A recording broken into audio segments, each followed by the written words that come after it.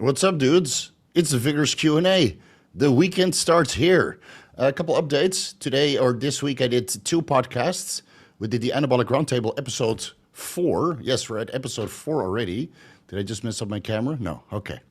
We're still good. So we did Anabolic Roundtable episode 4. Will drop next Monday. Stay tuned. Subscribe now if you're not subscribed yet so you don't miss it. And then a podcast with Eric Janicki yesterday. Was part 1. We're going to do another part 2, and then split some of the content for his YouTube channel and my YouTube channel because he wanted to discuss his cycle for his last 2 shows, why he decided not to continue in his aspirations to go for a pro card, even though I do feel that he has everything that is required to get a pro card. He just needs to dial it in on the day of the show.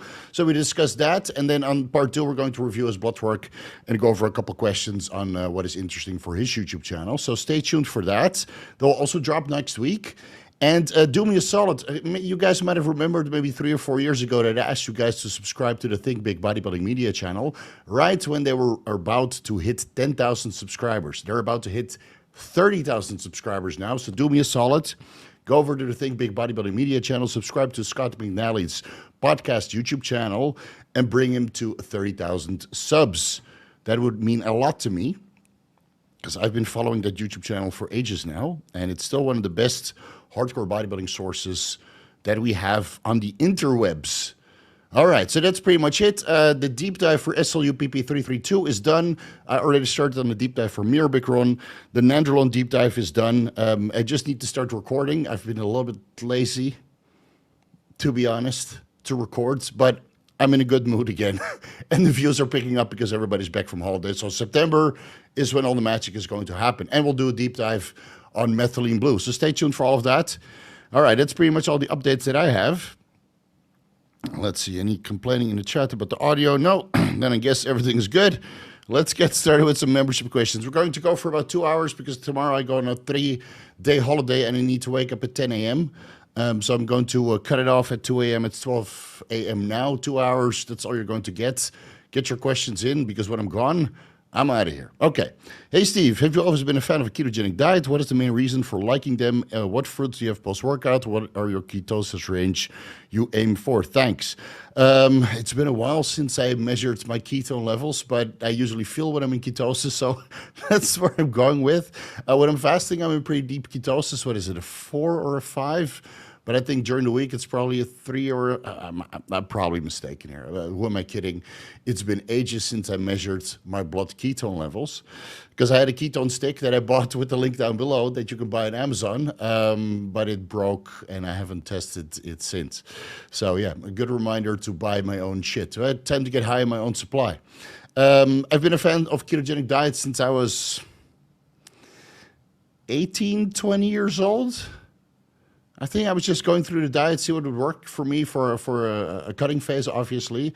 And I came to a ketogenic diet, and that kept me quite cognitive. This is the reason why I still do it to this day, because I like the cognition. I like the focus. I like the mental clarity.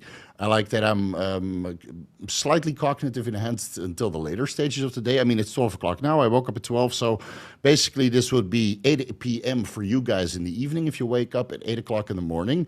And I would still be able to go for another 2-3 hours if needed, up until an hour before bedtime. So this is why I choose a ketogenic diet. It has nothing to do with bodybuilding. Obviously, it keeps me a little bit leaner because I get less insulin response. And then because I'm so insulin sensitive, when I do throw in the carbohydrates post-workout, I get an amazing response. Now, if I do throw in the carbohydrates for about a week, I also get an amazing response, and then I gain like 25 kilos or 25 pounds. So I have to be careful with my nutrition. So right now I have blueberries, sometimes strawberries, depending on the season, and if you have a good hookup, because strawberries in Thailand are a little bit hard to source. Raspberries, again, depends, but blueberries are always available. So it's mostly blueberries, watermelon, amazing here in Thailand, and pineapple, amazing here in Thailand. I get about 50 to 70 grams of carbs from all three. So that's what I have post-workout 5 times a week. I had that today, and then obviously Monday, Tuesday, Monday, Tuesday, Thursday, Friday, Saturday, I have fruit post-workout. On Sunday, I eat whatever I want. And on Wednesday, I patiently watch the clock go down so I can go to bed and look forward to some fruit post-workout the next day. And usually that I'm back in ketosis maybe an hour or two later, which is weird, but I'm so fat adapted, I'm so keto adapted that it goes really, really fast. So I might have a little bit of carbs with my meals in the form of ketchup, maybe 5 grams of carbs. It's negligible. So over the day, I might have in total between 75 to 100 grams of carbs. And you would say, well, you need to be below 50 grams of carbs per day to stay into ketosis. Not when you're over 100 kilos, jacked. You do daily fasted cardio, 10,000 steps per day, and you train like a madman. All right, next one. Disillusion. I've recently lowered my Clen down to 20 micrograms daily after seeing you mention the dosage in a video recently. What's the reason for this dosage? Bang for a buck sides. How long would you stay on it? So 20 micrograms per day is just where most people don't experience too severe side effects or debilitating palpitations during fasted cardio or workouts. So I prefer to take 20 micrograms in between meals. But now with the Mirabegron, I think there is a better solution. Even though next week I will run out of Mirabegron, then throw in the clenbuterol as the final experiment for the Mirabegron versus clenbuterol deep dive, because I want to see what happens when I switch from Mirabegron to clenbuterol. Was I holding water on the Mirabegron? Do I get heart palpitations? Do I get better fat loss on clenbuterol? And then kind of figure out what the best way going forward is. So I just like 20 microgram servings because you don't get terrible palpitations or cramping. Where some guys take 40 micrograms, 80 micrograms in the morning, I'll be on the floor, with angina, and I wouldn't even need to take 50 milligrams of Anavar to get the job done. Danny Boy, non-PD question, goal is size and looks. Is it better to focus on volume or increasing weight? Both, but I would increase weight first. But at one point, increasing the weight just makes you painful, and you get tender elbows, shoulders, knees, and hips, and then you increase the volume. Right, and the time under tension. I think time under tension and range of motion is very underrated. And if you focus on that over weight and over volume, I think you get a much better physique. Assuming all are at a close to failure, 12 kilograms 40 is 4,000. No, that's not how it works. Which is best? It matters what you can control and have the best contraction in your muscle. So the weight inevitably is irrelevant. What matters the most is that you have a peak contraction in every rep. You get a good stretch. A little bit of load under stretch is also good, right, in the rested position. And still be able to control the weight as you're reaching close to failure. Now, you might do 2 reps in reserve, 3 reps in reserve, 1 rep in reserve, 0 reps in reserve, or assisted sets, right, going beyond failure. That entirely depends on how much pharmacology and food you're running and how many of those sets you do. Because I take a couple sets close to failure, a couple sets to failure, but nothing beyond failure anymore because I train alone. I don't have a workout partner. And I noticed myself that now I'm 40 years old and not running so much sauce as I did in the past. Yeah, 750 is not as much as I used to run. In the past, I would run like 2.5 grams of gear. Then I was unstoppable. I could recover from 10 sets to failure and beyond, but now I can't. So I train to failure or close to it, and that's it. So figure it out, man. I mean, there's a boatload of training protocols out there that you can follow. Just pick one, commit to it for 3 months, keep increasing the food, and the strength and the volume and the weight will follow accordingly. What's up, my dudes? It's the Vigorous Q&A. It's the weekend, bro. Matthew Epton, what's up? Have a great weekend, dude. Trevor, currently on 250 milligrams test, 1.5 milligrams of anastrozole per week. Dosing everything Monday, Wednesday, Friday. Estradiol 73. Got some acne and water retention. Thinking about lowering testosterone 140 plus 100 Primo for sports TRT dosage and during cycling. Thoughts? Yeah, you could give that a try. But I think, of course, the estrogen might not come down to sufficient levels unless you also do daily microadministrations. Now, if you're not doing a 1-to-1 ratio of 140 test to 100 Primo, maybe you still need a little bit of anastrozole, a quarter tablet Monday, Friday.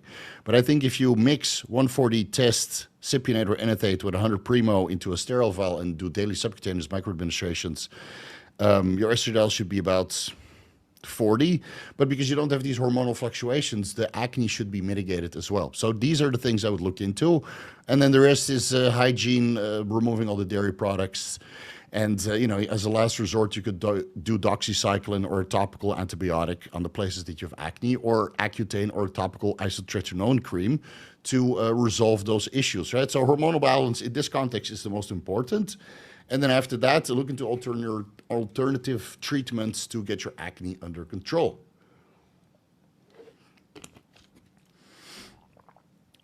Freeman USA. Can cycle be lengthened? At the end of week 16, 750 milligrams test, 24 units of growth hormone per week, 50 milligrams of VAR per week, liver and kidney values ideal, improved on cycle, HDL went from 18 to 60. Unfortunately, 120. What? LDL, I'm assuming 120. Okay, so in this context, you throw in the ezetimibe and you continue. This is with tons of cardio, fish oil, and natural health supplements. LDL is 120. Yeah, that's what I figured. So, listen, if your liver and kidney values are good, your HDL is improving because you improve your lifestyle, and your LDL is only 120. The only thing I think you need to do is either throw in the ezetimibe, 10 milligrams per day, or 500 milligrams citrus bergamot, morning and evening, because you didn't mention that besides the cardio and the fish oil, and natural health heart supplements, and then take it from there. I mean, you're basically on 750 test. How much is 24 units of growth hormone per day? 3.3. 50 milligrams of VAR per week. That's less than I run. Man the fuck up. You can go to 70. And continue for another 16 weeks, man. Long cycles that are moderate in dose and don't skew your blood work parameters are sustainable. And they're sustainable until your blood work parameters tell you to stop. Any issues with combining testosterone base and cypionate into the same syringe if they're both of the same carrier oil? I believe not, though. I haven't seen this formulation before. Thank you. So testosterone base is usually in MCT oil or water-based or in glycol. So please double check what it's brewed with. But if your testosterone base and cypionate is both in MCT oil with a little bit of benzoate and benzoalcohol, I don't see a reason why you shouldn't combine it. But you'll still get some post-injection pain. And obviously, diluting the testosterone base with testosterone cypionate might slow the absorption, preventing post-injection pain, but then you get less of this kick that you're after from the testosterone base. So experiment a little bit, I would say. Benja Heights asks, which test ester produced less water retention? It doesn't matter. If you do daily microadministrations, the ester is irrelevant. Really. I have a very detailed video. Actually, I commented on one of your other questions about this, so I'll link it again down below. I explain everything in the ester video, which you didn't watch, clearly. Ester. Man, off-cycle Steve, so skinny. Let's see. Yeah, so it doesn't really matter because most people report water retention on enethate or cypionate because they did 2 administrations per week, whereas with propionate they go every other day or every day. But if you inject enethate or cypionate every day, you get the same amount of water retention or the least amount of water retention compared to propionate. So injection frequency determines how much water you're going to have because that manipulates your aromatization. Benja Heights asks, dosing and timing protocol for fat loss, growth hormone, Mirabegron, Cardarine. Okay, so a blanket cookie cutter protocol using these 3 fat burners or fat loss lipolytic agents. 2, I use intramuscularly growth, or 2, I use growth hormone intramuscularly before activity about an hour ahead of time. That's usually enough. Otherwise, you bolus dose that before bed when you only eat vegetables and protein, no carbohydrates. And no real fat, because the fat loss will start overnight.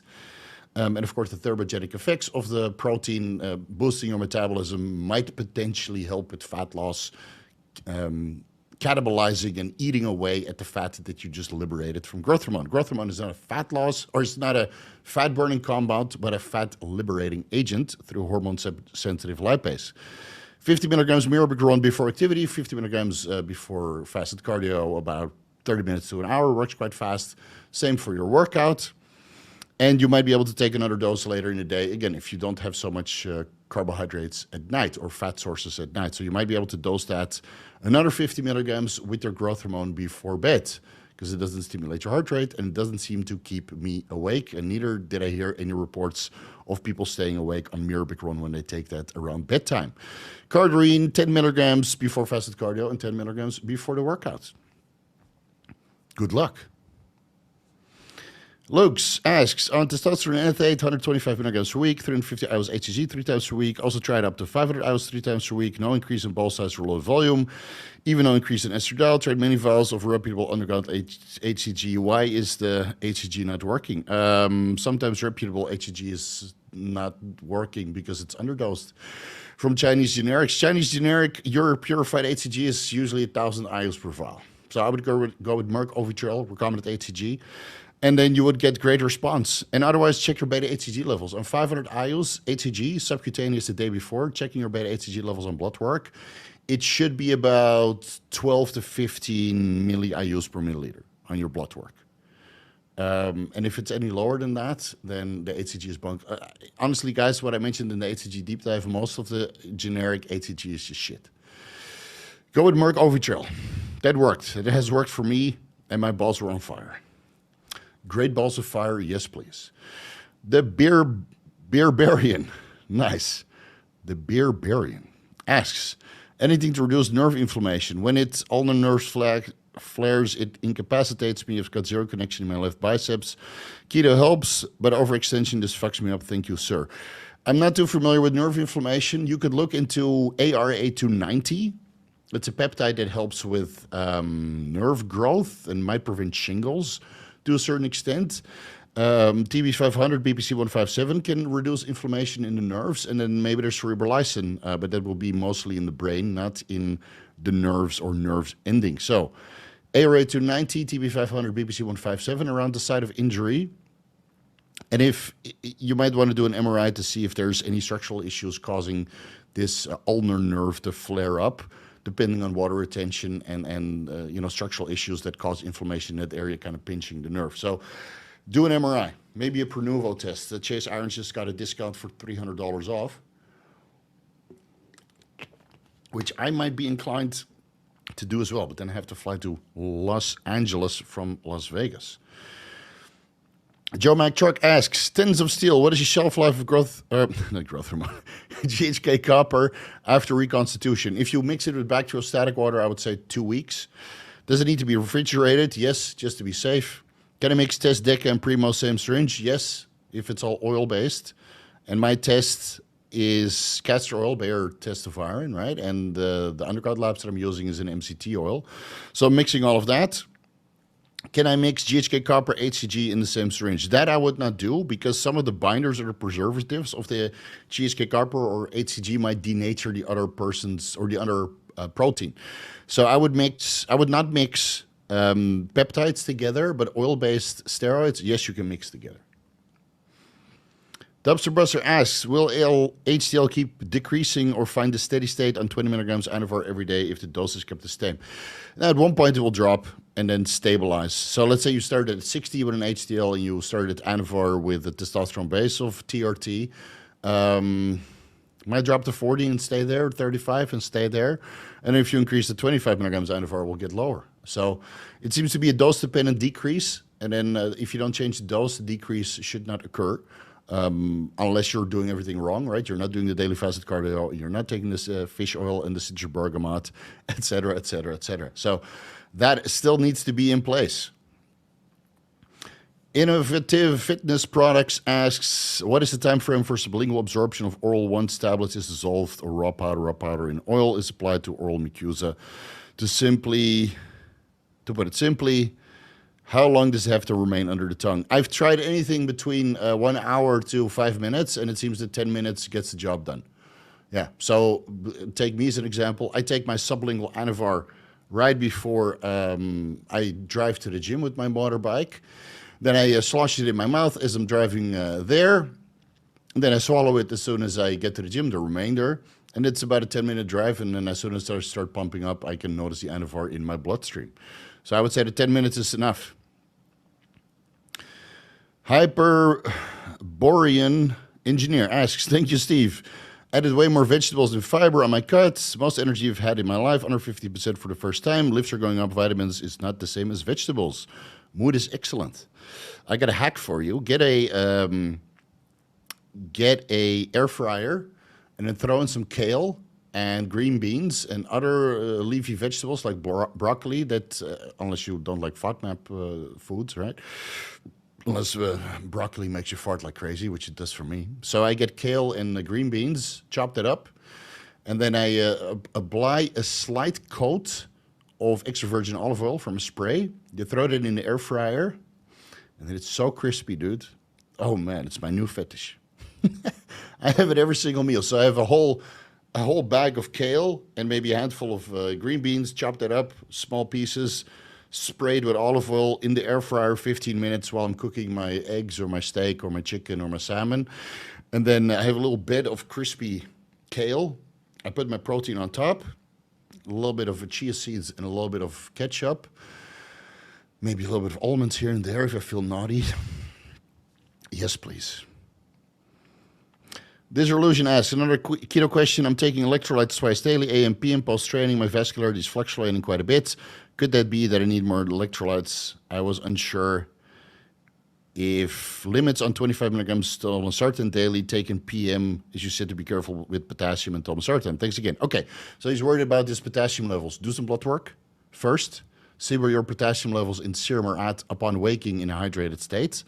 And then I would say that, well, electrolytes are, of course, multiple electrolytes. So I would do sodium with every meal on a ketogenic diet. I would do a slight amount of potassium with each meal in the form of vegetables. And then I would supplement with maybe 200 milligrams magnesium bisglycinate with every meal as well.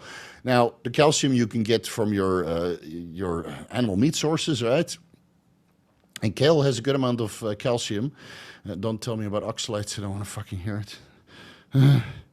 And then phosphorus is also found in animal meat sources. So I would say sodium and magnesium are easy to supplement in. The potassium you can get from your vegetables. You can always go with low sodium potassium salt or new salt. Mix that with a Himalaya pink salt, for example, or an iodized table salt to get a little bit of iodine with every meal. And then structure that accordingly. But you'll have to slowly adapt and adjust based on your vascularity, your fullness, your contraction, and your overall blood pressure. James asks, by what mechanism does the hypothalamus pituitary regulate the production of gonadotropin hormone, releasing hormone, and luteinizing hormone, and follicle stimulating hormone? Is it based on the amount of estradiol which is detected in the blood? Yes, so estradiol seems to be the most negative feedback on GnRH, LH, and FSH. That's why if you're natural and you take an aromatase inhibitor to reduce the estradiol levels, the testosterone and diet testosterone levels that are now increasing don't seem to have such a negative effect on your LH and FSH until you start creeping towards the top or maybe even super physiological levels based on the reference range of most blood work panels. So a lot of guys can get a testosterone level of 1,000, 1,200, 1,500 nanograms per deciliter with an aromatase inhibitor, not touching anything else, assuming that you're young. And then LH and FSH levels don't really budge because now you're just preventing the conversion of testosterone into estradiol. Now more testosterone is converting into testosterone, so you might risk hair loss or benign prostate enlargement, even though I think that's a little bit outdated idea. And that means that LH and FSH and GnRH will still be optimal, but your estradiol levels will be lower, and it's the estradiol that causes a negative feedback. Now, if you go in testosterone, TRT, 200 milligrams testosterone cypionate or enethate per week, and you take an aromatase inhibitor, your estradiol levels are 0. Your testosterone levels are now so suppressive that GnRH, LH, and FSH will still come down because the difference between exogenous sources from the injection with a longer ester, a longer half-life, a longer active life, compared to pulsatile release of testosterone based on how your LH and FSH levels are pulsing, which are generally highest in the morning when you do your blood work. At one point, it comes down. So you don't have this negative feedback, this suppressive effect on the hypothalamus and the pituitary the entire way through, which you do have when you start injecting testosterone. Your testosterone levels are always elevated. They're always high. That's why even if you do blood work, you have a natural testosterone level of 800 nanograms per deciliter. You're natural. You test it in the morning, its highest rating, 800 nanograms per deciliter. You go on, let's say, 125 milligrams of testosterone cypionate or enethate per week. You also have 800 nanograms per deciliter. In a natural state, it goes from 800 to 400 maybe later in the day. And in the enhanced state, the TRT state, you're on 800, 800, 800 at any time of the day. And in this difference between levels at nighttime, you make significant changes compared to the next natural dude.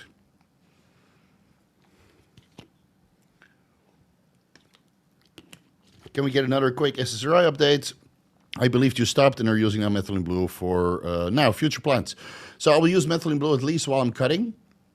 I do think that I'll get back on the fluvoxamine because I feel a little bit more stable and a little bit more mood managed. But then again, I'm dieting right now, and I'm also on the Trimbolone sandwich, and I'm feeling kind of fatigued and overworked. So mood hasn't been the greatest. I added in the 5-HTP before bed, experimented with that one day. That doesn't seem to cause me any issues in combination with 5 milligrams methylene blue 4 to 5 times per week. So that's 100 milligrams 5-HTP before bed. Sleep quality is good, but overall mood, I would say that on 50 milligrams fluvoxamine, my mood is better and more stable compared to 5 milligrams methylene blue plus 5 or 100 milligrams 5-HTP. And I do like my mood to be super, super stable and reliable. So, but then again, I'm dieting. I'm getting there. You know, my face, I think, is a little bit leaner than it was the last couple of weeks because I've been suffering. Today, I felt a little bit fatigued at the gym, so I half-assed it. But, you know, next week is deload week anyway. That's usually around the turn of the month. So I was feeling pretty drained. Yeah. But those are the future plans. So I'll continue with this protocol to the Mr. Olympia. And then after that, I'll probably get off the methylene blue. I'll go back to our TRT and throw back in the fluvoxamine and then zen out. Ben Creel. I'm an electrician and I typically work 10-hour days, climbing up and down ladders all day, squeezing into tight spaces and sweating my balls off daily. Can I consider my work some sort of cardio, or am I just being lazy? No, man. Consider that cardio. You're moving. That's basically steps to the what is it? How do you say it? Times 2. You know, where you do steps times steps. It's a square. Well, whatever. You guys know what I mean. No, man, you can consider that cardio. Make sure you eat accordingly because otherwise it's going to be very, very hard to gain size. So when I was still coaching, I had plenty of guys that did manual labor.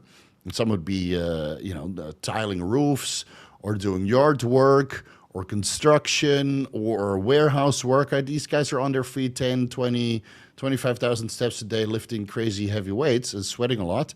And these guys need to eat a mountain of food and supplement it with electrolytes accordingly. So you don't need to do any extra cardio. You're getting your steps and your physical activity in. What you need to do is eat a boatload of carbs and supplement with a boatload of electrolytes so you can make some gains. Yeah, 10-hour days, man, it's brutal. So keep eating, keep growing.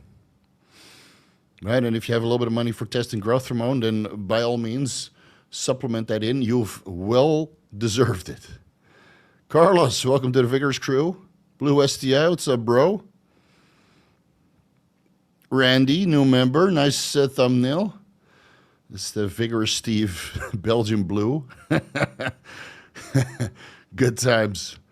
All right, let's scroll down. Hey, Uncle Steve, appreciate all you do. I'm on a mini cut and tried Trimbolone acetate for the first time, 70 milligrams every other day. Got no sides. Don't worry, it will come.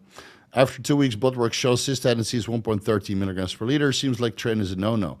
You might need to increase your hydration. And what was your cystatin C before? Because maybe it was already shit 2 weeks before you added in the Trimbolone. So increase your hydration. Right? Cystatin C can go up from thyroid hormones. It might go up from other things. So unless you have a baseline, then it's a little bit difficult to determine. So I would maybe continue another 4 weeks with the trend, but I would do a lower dose, like 70 milligrams every other day to start off with. It's kind of high.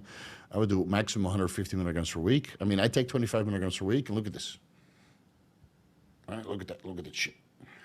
Muscle memory. Keep track of it, throw in the astragalus root extract, 6 grams, 8 grams per day to bring your cystatin C levels down and hydrate better.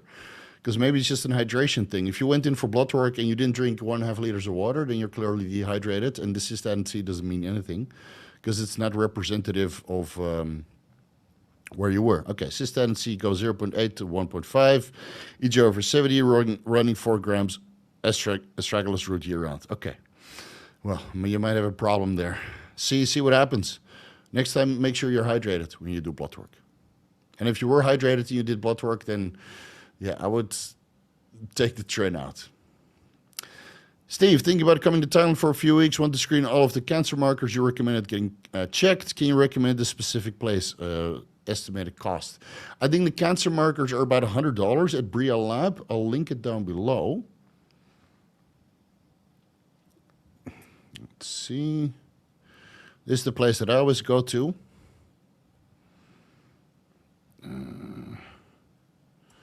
BRIA Lab blood work. It's difficult to type when you have a major microphone in front of your keyboard. Okay. Websites. And location. Location.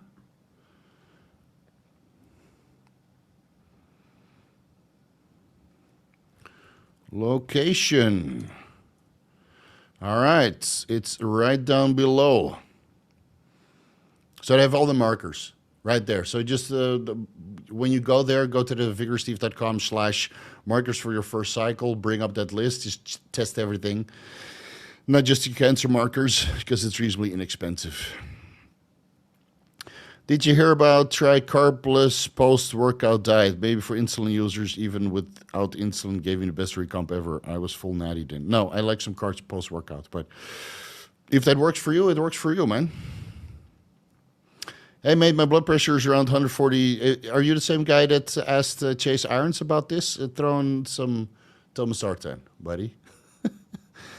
This is not good. Throw in some Tomasartan, Abivol, and address whatever is causing your high blood pressure. If that's high body fat levels, address that. How do you set up your ketogenic diet, sir? I have a video about that. I'll link it down below. It's old, but it's still valuable. 2,550 ketogenic diet. Right down below. Again, that's a generic one. You might have to modify it. What is the recommended GH growth hormone dosage per day? When should I take it? Is it too early to use growth hormone during my second cycle? And do you have any tips or recommendations for juice? Yeah, I would. You're asking such newbie questions that I hate to do this to you, but I would advise you to buy the growth hormone ebook because you're clearly new to this. Now you already super chatted, so don't worry. I'll still answer your question, but let me shameless plug the growth hormone ebook, which is on discount. It's only $18.74. And I teach you about insulin as well. All right, link down below. So I would start with 1.2, 2 IUs, sub-Q upon waking or before bed, whatever you prefer. See how much water retention you get from that. And then depending on, well, TRY, that's Turkish lira, right? Yeah, Turkish lira. So you guys have genotropin in the pharmacy. It shouldn't cost that much. So you start with 1.2 IUs, maybe before bed for 2 weeks. See how you respond. If your sleep quality goes up, if you get a little bit of fat loss, or if your water retention goes up, and then slowly start building it up, depending on how much steroid you're taking and where you feel is the sweet spot. Like just because I'm running 10 IUs doesn't mean that you have to run 10 IUs. I ran 10 IU or 2. Not 10. I ran 2 IUs for many years and got great results. So if I had a time machine, I would add growth hormone to my first cycle, man. I think growth hormone should be a part of every cycle, whether it's 1 IU or 2 IUs or 5 IUs or 10 IUs. If you're running your second cycle, instead of increasing the steroids, you just add in the growth hormone and escalate that upwards to maybe 1 IU growth hormone for every 250 milligrams of steroids you take per week. No scientific evidence to back that up. That's 20 years of bodybuilding and coaching experience right there. That seems to work well for most people. And the reason why I'm not doing that is because the growth hormone is so cheap that I wanted to ramp up the dosages. I'm using 750 milligram steroids. So technically, for synergy purposes, I would only be allocated 3 IUs of growth hormone. And one of the reasons why I'm not growing and blowing the fuck up on 10 IUs of growth hormone is because my steroid intake is reasonably low. But I'm still full, I'm still hard, I'm still dense, slightly water retentive. So now it looks like I'm on 1500 milligram steroids, when in reality, I'm just running 750. Win, win. So slowly build it up and see where you end up.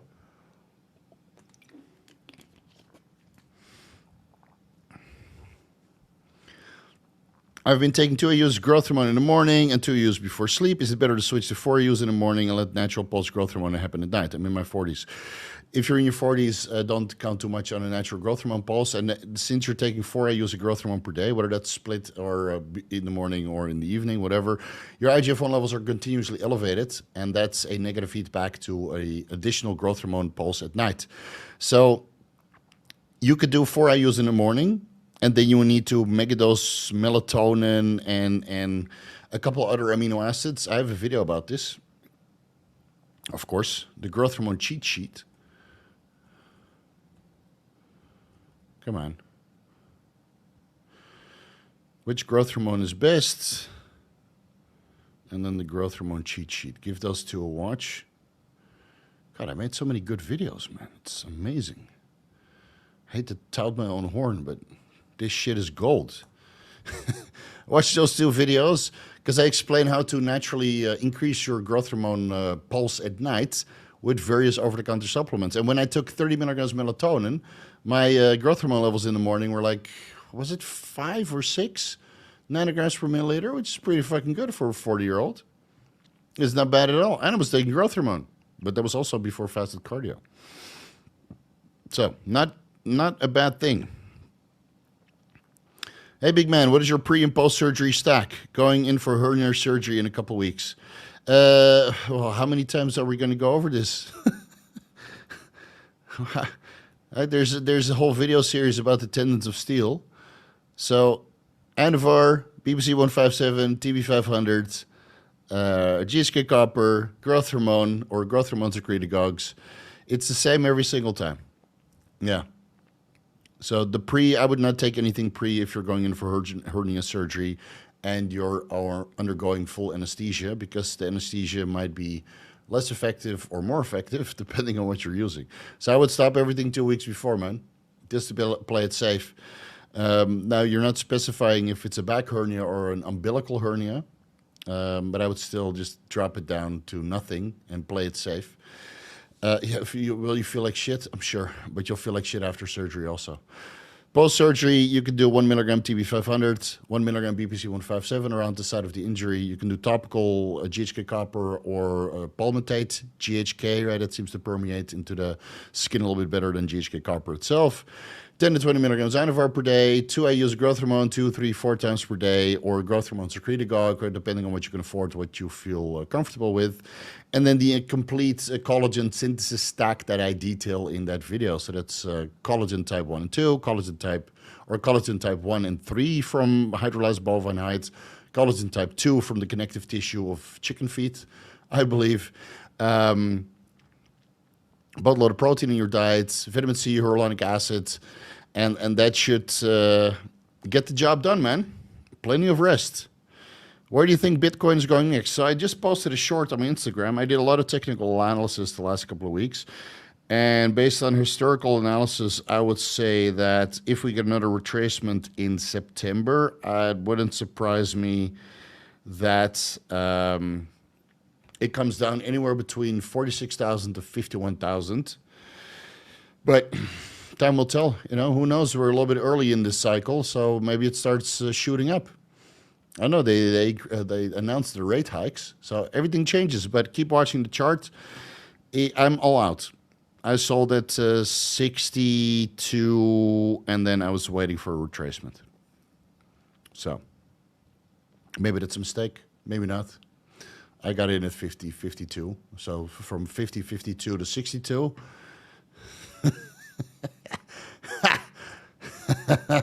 That's my Las Vegas fund right there. I want to be able to finish it. So if it goes to 46, I'm going all in again, but I'll start DCAing from 51 to 46 downwards. And if you look at the chart, if it touches like the bottom, you know, on the logarithmic scale, if it touches the bottom based on the absolute bottom of this, the latest bull run, and then where it was support, yeah, that's 46,000. So for the chart, it would look very, very good if we get another wick down there. And then October, November, December, January, February, March, maybe April. Would be nice if it goes to fly. And if it flies slow, then it might continue all the way to October 2025. And if it flies fast into March and April, then you'll expect another 50% retracement like we did the last bull run. Hey, mates, my blood pressure is 135, 148, 50, 85 throughout the day. You just asked that. I drink coffee, and I just stopped to see what type of difference this makes. Just blood pressure monitor. You need to get this under control ASAP, because this is very, very, very, very, very bad. So I want you to go to the doctor tomorrow and get blood pressure medication prescribed. And whatever is causing your high blood pressure, it's not the caffeine, dude. It's either your body weight, it's either sleep apnea, whatever steroids that you're taking. Get this under control. This is too high. This is fucking with your heart. This is fucking with your kidneys. Don't take this lightly. What you need to get it down to is 125 over 65. And then you can talk. until that day comes,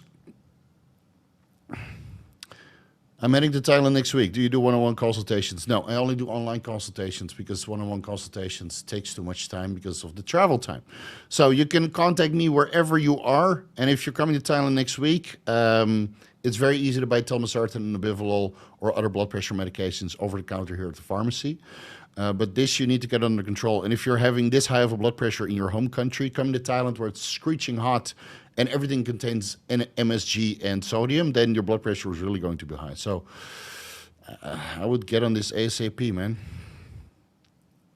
Steve, do you subtract total fiber count from your foods, or which ones do you do this for? Yeah, I always subtracted it. Yeah, because sometimes you see like 80 carbs and 15 fiber, or 90 carbs and 15 fiber, for example. You're like, wait a minute, that doesn't add up.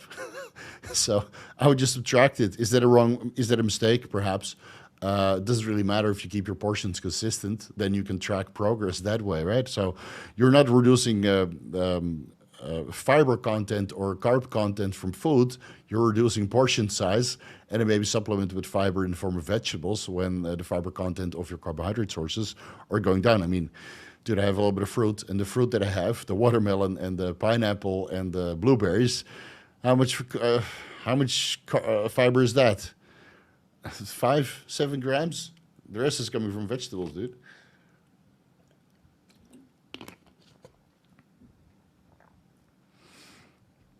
Snapdragon, the ultimate. Man, every time I forget this fucking word.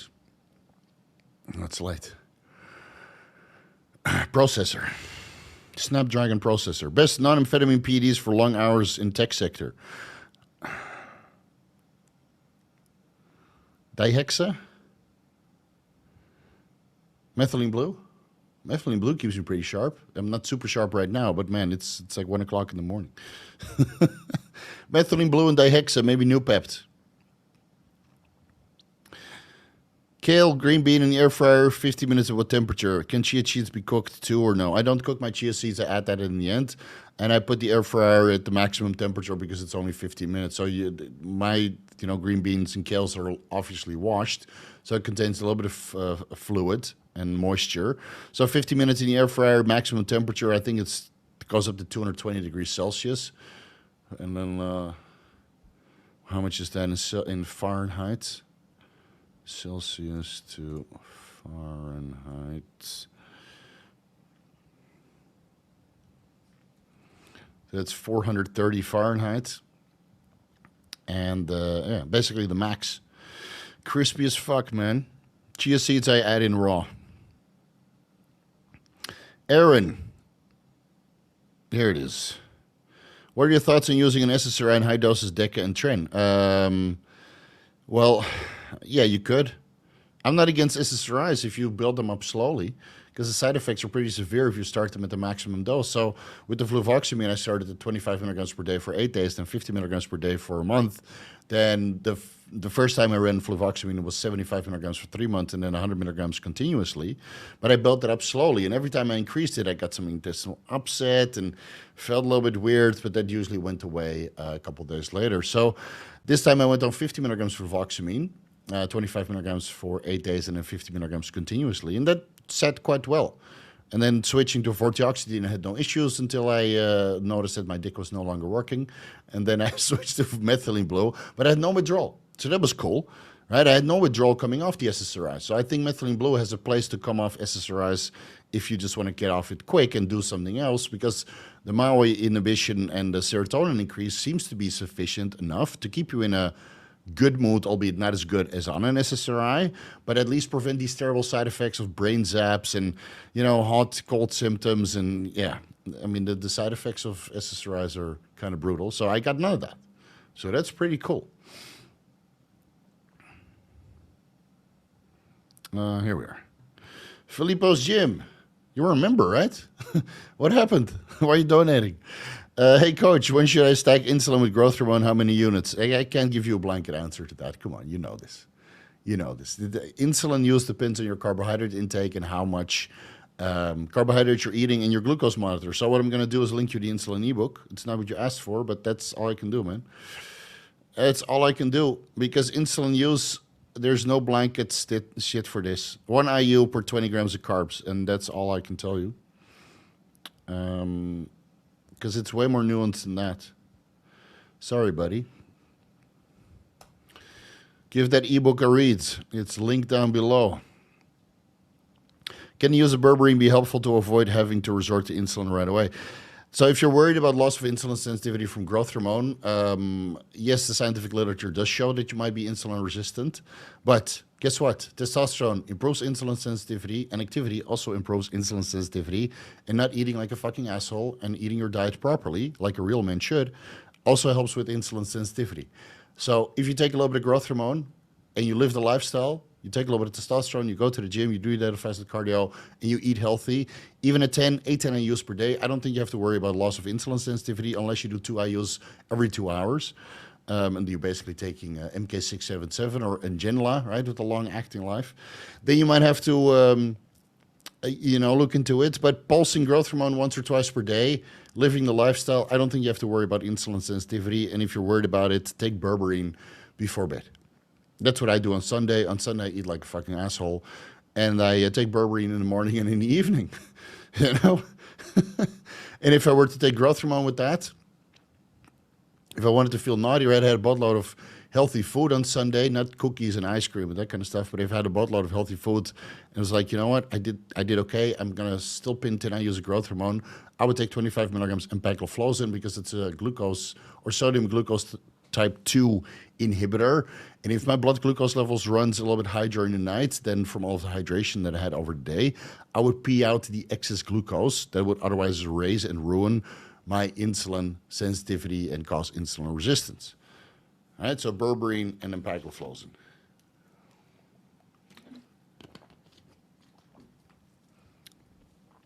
My hemoglobin A1C is 4.7 to 4.9, by the way. So must be doing something right. Connor 6 times, TRT, 160 milligrams per week. I'm donating blood every 60 days. Would like to continue because my blood type is in demand and it helps manage hematocrit. Okay.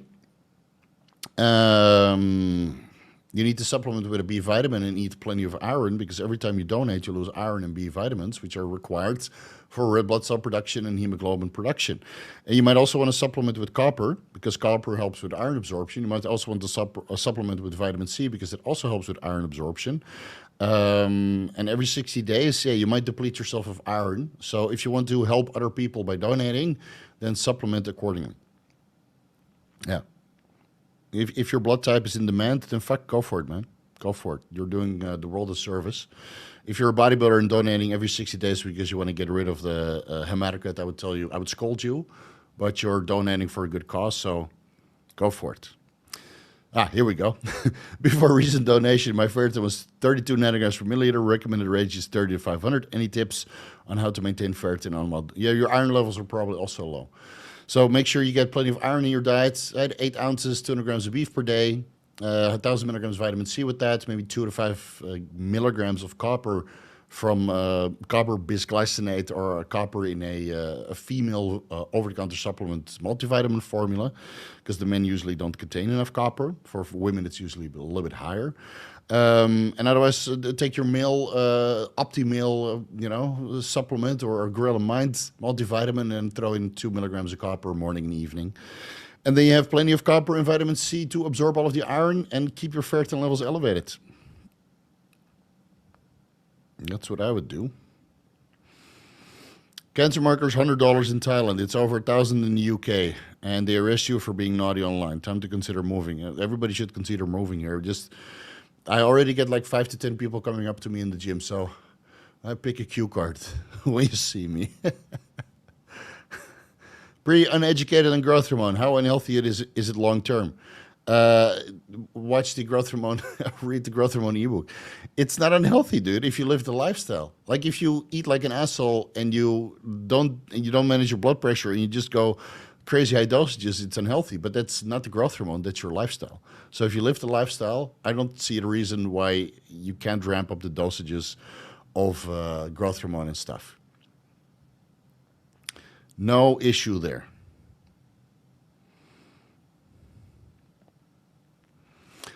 Matthew Pete, welcome to the Vigorous Crew. Joel Hansen, what's up, my man?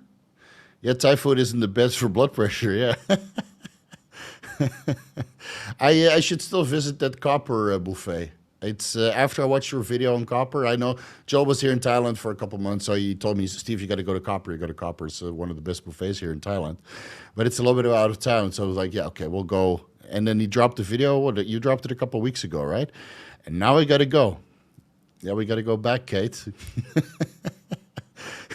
Yeah, but after the Mr. Olympia. First, I got to go to the Mr. Olympia and eat there and show up shredded because everybody's way leaner than I am, and it's not going to be a good look.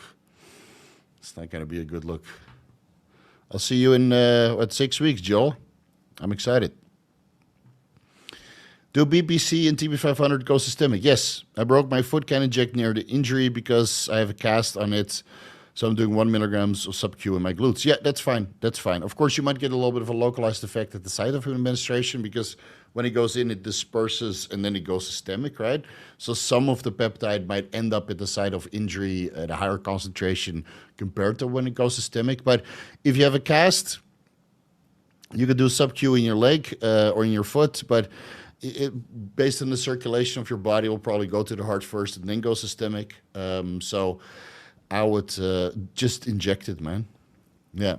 And look into anavar growth hormone. That seems to be very well tolerated for broken bones.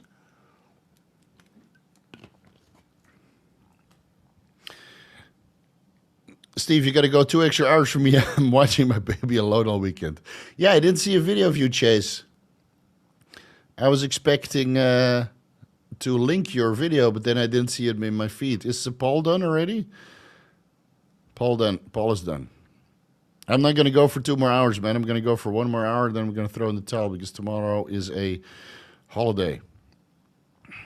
Jay Cutler in Japanese. Yes, that's Jay Cutler. He asked me, hey, man, I binged like an ass, like an absolute idiot for 4 days after my diet phase and almost gained back all the weight. What shall I do? Well, you already binged, so now you got to purge. Anyway, you just got back in your diet. Most of the water or most of the weight that you gained is all water retention. And if you maybe fast for 1 day to kind of put the food cravings out of your head, or 2 days, just keep drinking water and then you get back to your regular diet. I think within 1 week, your body weight will stabilize. And then you realize that you only gained a kilo. So don't worry about it. Give it a week. Eat healthy. Get back on the program. Monitor your blood pressure. I've had many of these binge moments after previous diets, especially the first diet I ever did when I was like 16. 2 hours of cardio per day for 6 weeks during summer holiday. Got fucking lean. And then I binged for a week on cake and apple pie and donuts and whatever, ice cream. And I ended up heavier than where I started 6 weeks ago with ankles that were, yeah, like the Michelin Man. So it takes a while. Fast for 1 or 2 days, drink water, monitor your blood pressure, get back on the diet. I think within 1 week, your body weight will stabilize. Advice on protocols for Cartalex and pentosan polysulfate for joint pain. Dosage cycles, urine, sub-QIM risks. So keep in mind, Cartalex I have no experience with, but I've used pentosan polysulfate, pentosan gold, meant for race horses. And that gave me the worst post-injection pain at 2 cc's or 1 cc per day. I did it sub-Q because I wanted to kind of test out the waters. Dude, it's like fucking somebody shot me with a gun. So I think I got like 3 to 5 days in, and then I threw it in the trash. It did help my knees, though, quite a bit. So guys go up to 5 milliliters once a week because the post-injection pain is so brutal. And Cartalex, I don't know. So I don't know, maybe go to Professional Muscle and ask there because that's where I got my information from, but it's been such a long time ago that I can't really remember what the exact protocols was. But on Professional Muscle, I'm sure they'll have a protocol for this. Yeah, I remember, man. Took 2 months off due to busy lifestyle, becoming a member. Yeah, just become a member. But no blanket answers on insulin. It's I can't do that. You know, I can't do that. What's the optimal dosage or optimal way to take methylene blue? Orally, start at 3 milligrams, 5 milligrams. I tried 10 milligrams. It was a little bit too much for me, so 5 milligrams is where it's at for me. And then other people that do endurance, they like 25 milligrams to 100 milligrams. So sky's the limit. Start low, build your way up, see what works for you. From 10 milligrams daily or multiple times per week upwards, a lot of people start to notice that their hematocrit levels and red blood cell count slowly goes down. So be forewarned. Yeah, because that is a known side effect. Ricky Tent started PEDs with TRT plus 250 milligrams cispro per week after watching our HGH Unhealthy video. HGH Unhealthy. HGH Healthy. This is a very old one.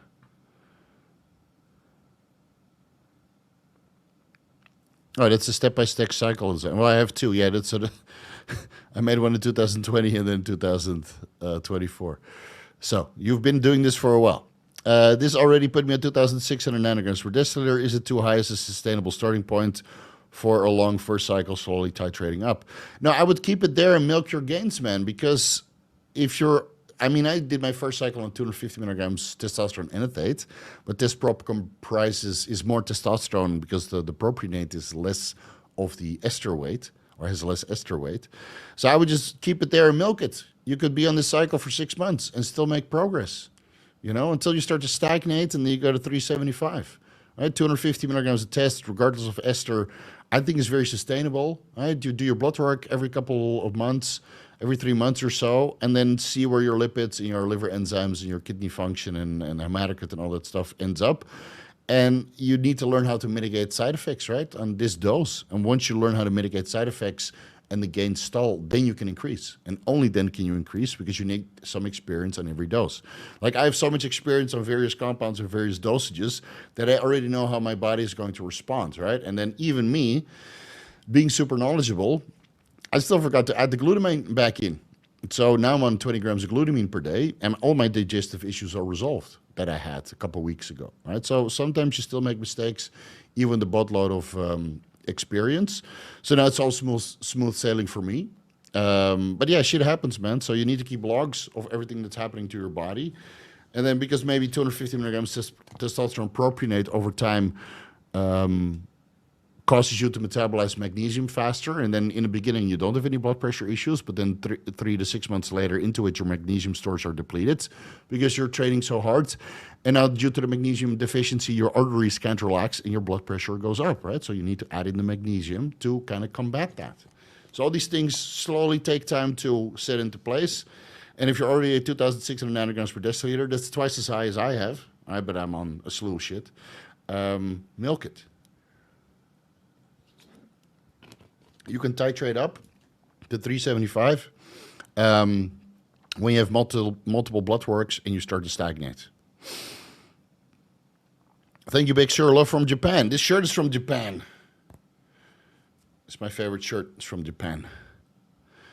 I love Japan. Japan's fun. Should go back. Do longer esters build up to a higher steady-state release rate than shorter esters? Been hearing people say that the steady-state blood concentration levels of longer esters are much higher given the same milligrams. Yeah, that seems to be the case because it takes longer to metabolize. Then again, that's scientific evidence. Does it play out in the real world?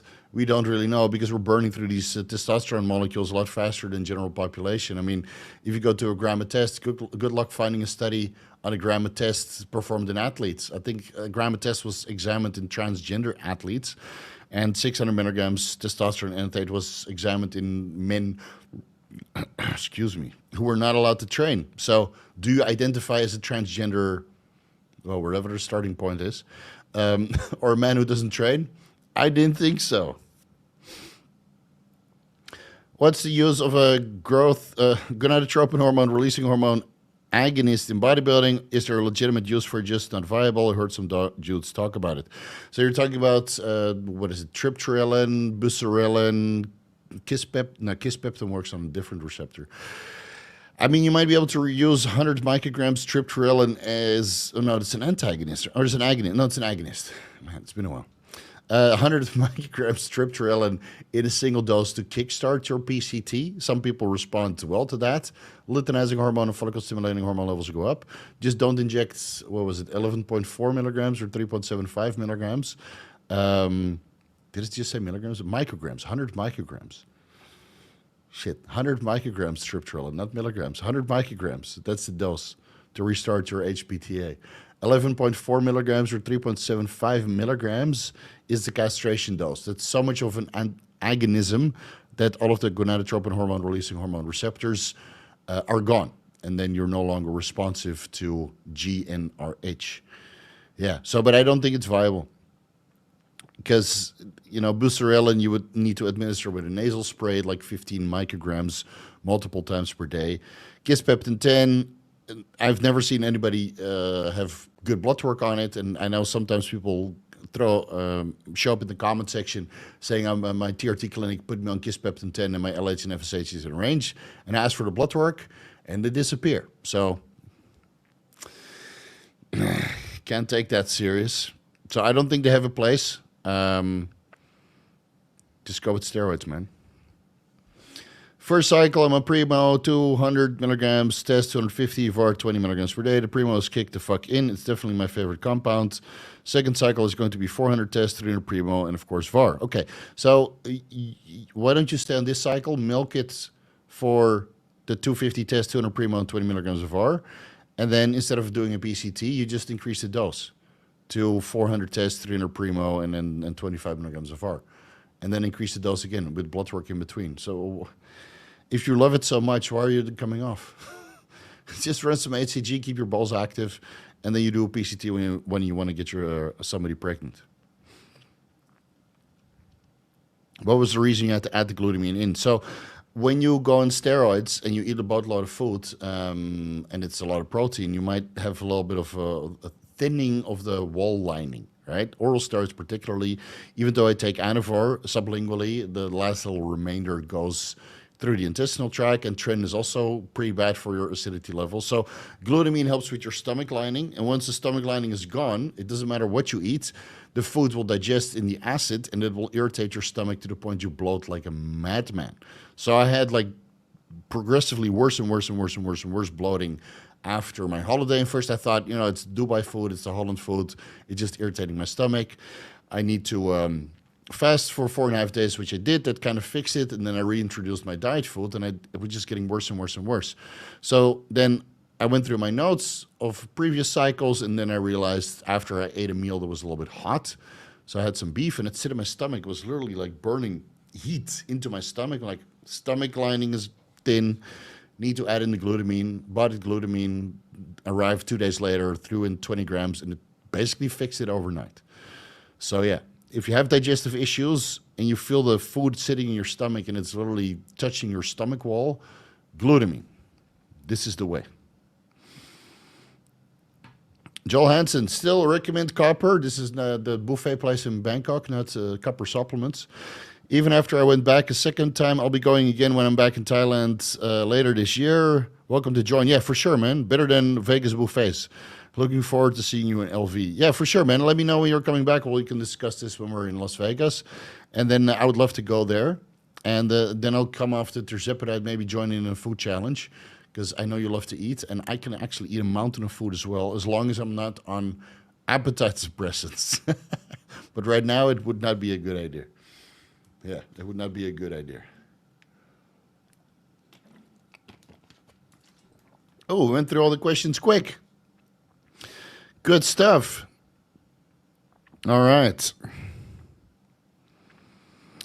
Ricardo De La Rosa.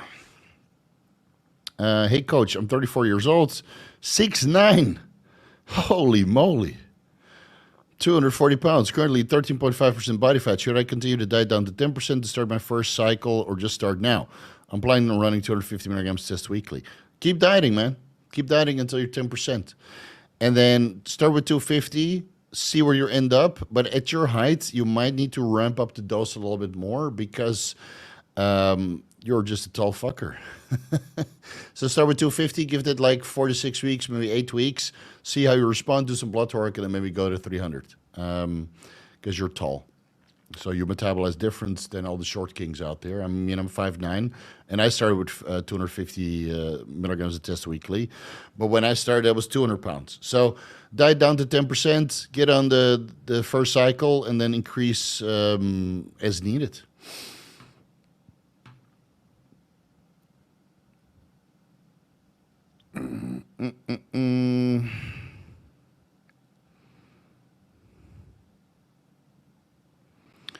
Let's answer some fun questions. Do you see any potential precautions prior to cerebral lysin treatment? Yes, so some guys are allergic to if you have a pig allergy or something like that. So it might be wise to do a small amount sub-Q. We'll mention that in the cerebral lysin deep dive when I release that in a couple of weeks. Will be after Mr. Olympia. I still need to finish my own treatment. So yeah, some people have an adverse reaction. They might get an allergic response and have anaphylactic reaction. So do 0.1 milliliter sub-Q and then see how it goes, or maybe even less, to see if you have an adverse reaction at the site of administration. Then do 1 milliliter sub-Q. I wish I knew that. I went straight to 5 milliliters intramuscular. But yeah, and then later I talked with somebody, said, dude, you gotta be careful because it might cause an allergic response. So that is the main thing that I would be worried about. So if you do 5 milliliters IV without testing that, I know it might not end well.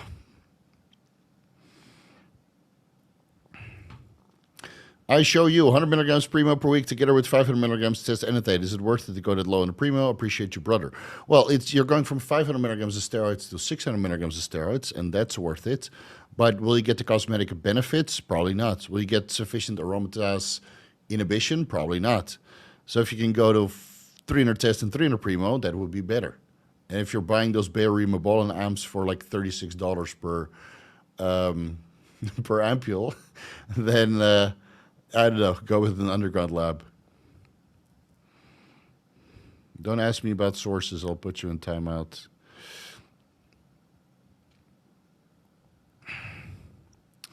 Can you list the ultimate heart stack over the counter and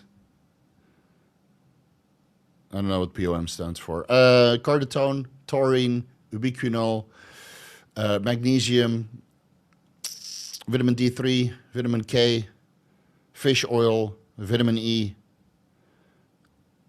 PQQ, shilajit fulvic acid. Cialis? Is that over the counter? It is for me. It is for me.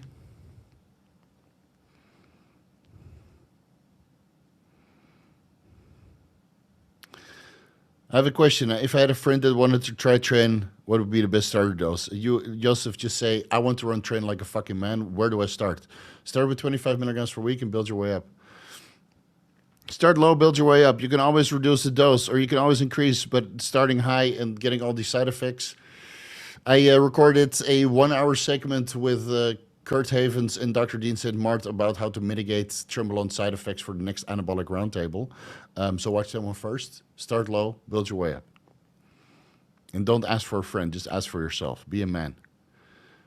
I want to run Tren. What is the fucking dose? And I'll tell you 25 milligrams upwards per week, that is. Yeah, but I want to start with 25 milligrams per day. Do what you want. I don't give a shit. Don't come back to me crying when you have night sweats and gyno and acne all over your back and you fight with the kitchen sink. Right? Tren is meant to be respected. It's better to build it up. Jacob Wood, excited for the cerebral lesson deep dive. Still using Selangsa Max or just cerebral? Let's see. Had a probable TBI in the military and looking at nootropics for neuro regeneration. TBI.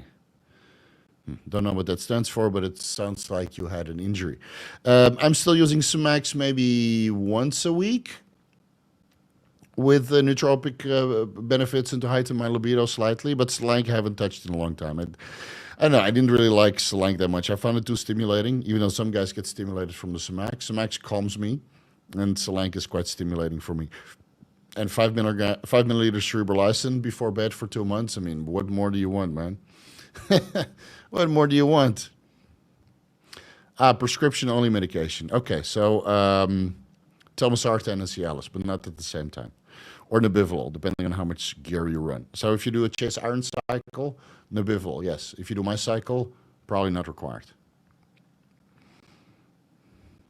Did you forget to trim your nose hair? No, I always trim my nose hair. I trim everything. Did I? No, I trimmed it. I trim it every week. And this, and this, and this, and this, 3 times a week, and this, and this. You guys remember Beauty and the Beast? Fucking Gaston. Gaston didn't have a chest like this, baby. So I did trim, did trim that also. You can't get your wife to motorboat you if if you didn't trim. You guys have no idea. I'm blasting and cruising. Been on this cycle for 10 weeks. Was going to cruise in another 10 weeks if bloods are good. What should I just up the dose for the remainder instead of wait until the second cycle? Why are you stopping at 10 weeks? Just keep going. If your bloods are good, keep going. We do a cruise to clean out when the blood work is no longer good. And on a cycle, what were you running? Okay, 200 Primo, 250 test, and 24. I think you can run that for 6 months, man. If you got your ancillaries and your food in place. So, dude, I'm already on for 4 months. I started in April or something. Where are we now? Did I start in April? Yeah, 4 months at least, dude. And I'll continue for 2 more months. 2 more months. So it's like a 6-month cycle. The majority of which was below 500 milligrams. Right? That's less than you were doing. But then again, my compound selection is so extensive that you would probably need to have a library just to interpret, a librarian to interpret my cycle. Bro tells us what we need to hear, not what we want to hear. Yeah, I had to block so many people on the shorts that I made. Oh my God. So I told my editor, I said, I want spicy shorts, like a little bit opinionated, a little bit clickbaity. So I've been doing that for a lot. And dude, we're at 131,000 subscribers now, are we? Or 130? And my Instagram is taken off to 65,000.5 followers. Yeah, 65. No, I can't see that. So yeah, the opinionated stuff works, man. And again, if you get offended by what I say, then you're just a snowflake. But I had to ban so many people last week. Like, I made a short about, can you live on $5,000 in Thailand, right? And I go about the girlfriend stuff. You can have 5 girlfriends. And some people just, some people have no sense of humor, dude. Miserable. This guy... Chill the fuck out. Chill the fuck out. Don't take things so serious. TBI stands for traumatic brain injury. My apologies. Yeah, sometimes I don't know the abbreviation. So, cerebral Lysin will definitely help with that. Far more so than Smax or Salank. That's for sure.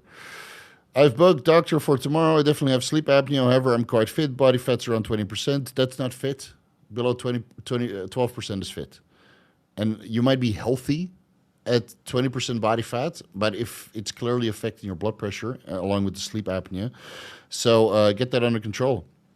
Get your body fat levels down and your blood pressure will improve. Get your sleep apnea under control with a CPAP and your blood pressure will improve if you don't want to use telmisartan.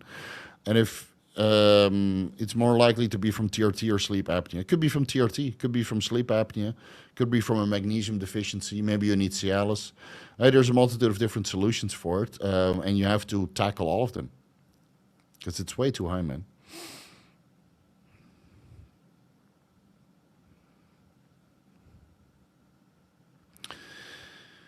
Steve, have you used SGL2 type 2 inhibitors to optimize hemoglobin A1C? No, I don't need to because my hemoglobin A1C is 4.6 to 4.7 most of the time because I'm on a ketogenic diet. I would only use sodium glucose transporter type 2 inhibitors to mitigate a bad eating habit once a month.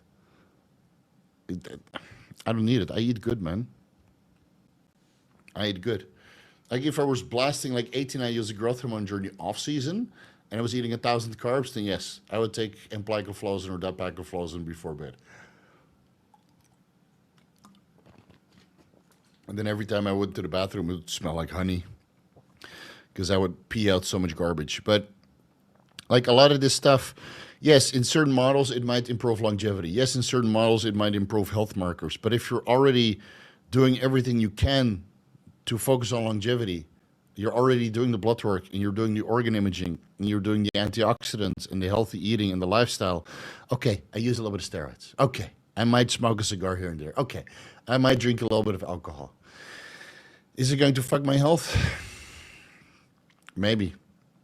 Am I now going to take an SGL2 inhibitor and telmisartan and this and that and blah, blah, blah, blah, and all these drugs, rapamycin, to offset that? No, I would rather not drink and not smoke and not take the steroids, which I do fucking enjoy. And I'm not a hypocrite, so I'm not going to cover one hole with another hole. I'm telling you what you need to hear, not what you want to hear. Can you make some recommendations on getting your underground lab tested? Send it to me, and I'll let you know. No, Januszek, that's where you can send it to. If you don't know how to spell that, that's too bad. Januszek. If you know, you know. How does your fasting glucose look on 10 IUs of growth? 72? 68? I'm fit, man. I'm real fit. I'm 8% body fat. I do cardio every day. I don't need carbs. I'm fit. My hemoglobin hasn't changed, dude. I know it sounds scary to run 10 IUs of growth hormone, but when you live the lifestyle, it's not going to phase you. It's just going to make you fucking anabolic. Yeah, see? Look at this. I'm depleted as fuck, but still around. Look at all this detail. See? So...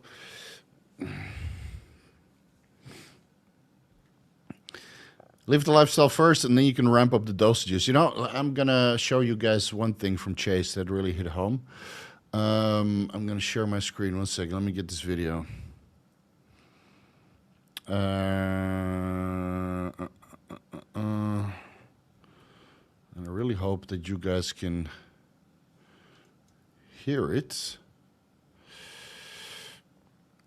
The latest live stream from Chase Aarons.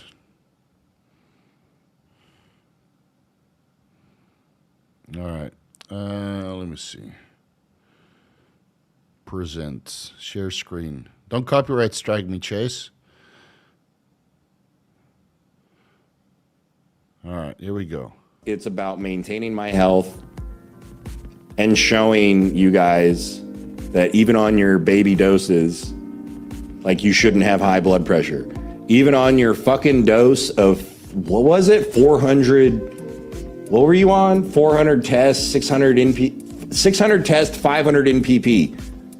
See, this is exactly... There's so many of you that are running doses that are a fraction of what I'm doing and experiencing serious negative side effects. That's what I'm trying to prevent. Like if I can prevent that on grams and grams of gear, you guys can get your shit together on your 1 gram or less of gear and get right. I mean, he's fucking right, dude. He's fucking right. Think you'd lose more weight if you... All right, that's it. So, did you guys hear that? Basically, Chase said, if he can get his shit together on 5 grams of gear, why can't you? He posts his blood work. He posts his organ imaging. I review it together with him if he needs a second opinion. And is it perfect? No, of course not. He's running 5 grams of gear and growth hormone and all that stuff. It's never going to be perfect, but you can bet probably your testicles that his blood work is better than yours. And he doesn't have the problems that you have because he lives the lifestyle. He does the sauna, he does the cold plunges, he does the daily cardio, he eats healthy. I mean, his entire life revolves around bodybuilding, and he has less side effects on enough gear for an entire football team and the coaches and the cheerleaders. And walking away laughing. So I don't know what some of you guys are doing, man, or worried about. But as long as you live the lifestyle and you do your organ imaging and you do your blood work, you're going to be okay, man. And if something is not okay, then you come off. Just like I came off when I had non-alcoholic fatty liver disease, right? Was it from steroids? Maybe. It was probably from all the food that I was eating for years and years and years and years and years. So, oh, Chase has non-alcoholic fatty liver disease. He knows how to resolve it. Just keep dieting. And I've seen so many organ imaging of non-alcoholic fatty liver disease of all of your favorite pros because they come to me because I documented my journey through it. But I can't keep open my mouth because obviously those guys would not be happy with me sharing that information. But for all the guys that bulk hard, non-alcoholic fatty liver disease is just going to be a given. Get used to it. And just because I was open about it doesn't mean that nobody else has it. So, yeah. So please, live the fucking lifestyle, man. And all the problems will be resolved. Steve, why I'm not as big as you? Because you don't live the lifestyle. Steve, why can you get results on such low gear? Because I live the lifestyle. All right, let's get back to the questions. But yeah, that really hit home to me. So as soon as I started live stream from Chase last week, I was like, turn this into a fucking short, and I will share the shit out of it.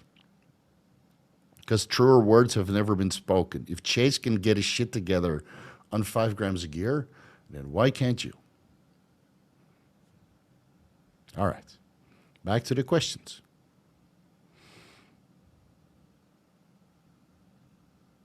Where are we?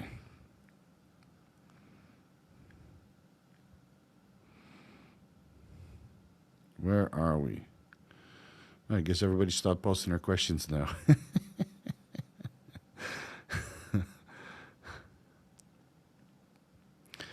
Let's see. Champ. Consider hopping on my first cycle for sports performance. Only thing I'm concerned about is fertility. How can I maintain fertility without having to hop off and decrease risk of performance? As soon as you go on testosterone or any kind of steroid, you will hinder your fertility. You can minimize the hindrance in fertility with HCG. 500 IOs 3 times per week. I have a deep dive on that. I'll link it down below. And then I'll throw in as a bonus how to keep your balls full on cycle. Walnuts. No. Full. Too many videos, man. Shit. Loads. There it is. The cure for tiny loads. I got too many videos. I can't remember. All right. Link down below. Save. So even if you run HCG along your testosterone base, your morphology, your motility, and your DNA fragmentation might not be good enough to get somebody pregnant unless your partner is like 20 years old, right? Fertility parameters of the women go down fast after 30 years old. So a lot of guys say, I got my wife pregnant on the cycle of training this and this and this. The wife's probably like 25, right? When she's 30, 35, 40, it becomes more problematic. This is why I came off completely, because at least I could improve my fertility parameters the best I could. When my wife could not, it was just a numbers game. We ended up doing IVF. We have 3 healthy embryos. At one point, you will get some good news. Stay tuned. Third trimester or first trimester, et cetera, et cetera, et cetera. So you can maintain fertility, but it will never be the best fertility until you come off. And maintaining fertility might be enough if your partner is young. So, you can do a TRT and HCG and FSH. Get your wife pregnant if she's young. If she's old or reasonably old, right, mature, MILF, right, cougar kind of category like my wife, then you need to come off cycle. Which isn't the end of the world. Because when you're 40, you don't care about fucking all the time. You don't care about that shit. You care about making money, or you should. Where are we? Chase is spot on, yes. You know what's funny? It's only me and Chase that post our organ imaging and our blood work frequently. 2 guys. 2 guys that post their organ imaging and their blood work frequently. I've posted heart MRI, heart CT scan, heart echocardiogram, ultrasounds on all of my organs. I did it again a couple weeks or 2 weeks ago. It was all non-remarkable, so I'm not going to waste your time with that. It's same as an echo. Ejection fraction 65%. Everything else normal. Slight, like 1 milliliter off from left ventricular hypertrophy. What do you expect on 10 IUs of growth hormone? I'm not going to bore you with it. I've done an ultrasound on my thyroid, non-remarkable, showed you guys that. An ultrasound on my testicles, showed you guys that. Blood work, I mean, I've posted the most blood work out of anybody in this bodybuilding space or fitness space.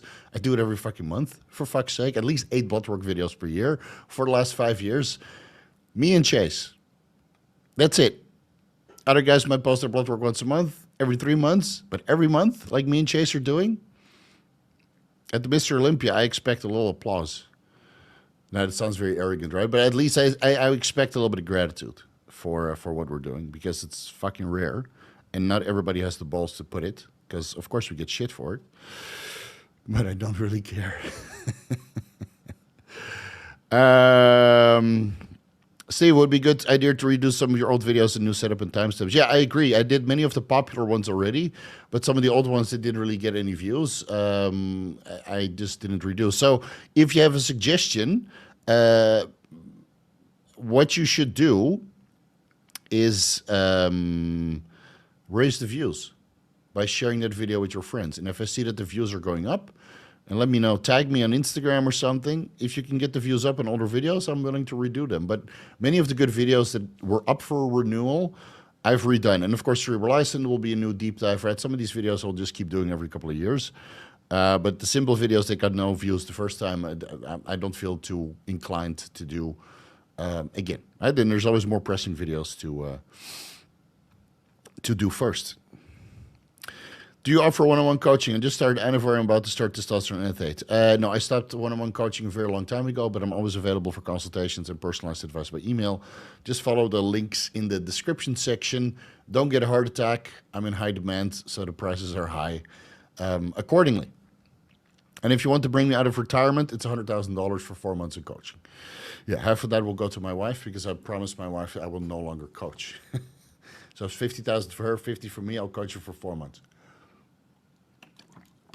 That's United States dollars, not Canadian or Australian, or Kuwaiti dollars, or Singaporean, US dollars, 100,000. And otherwise, I'm not interested. Sounds brutal, but I don't need the money. I can make that in one trade in Bitcoin, and that's less time, a lot less time on my end that I need to spend on it.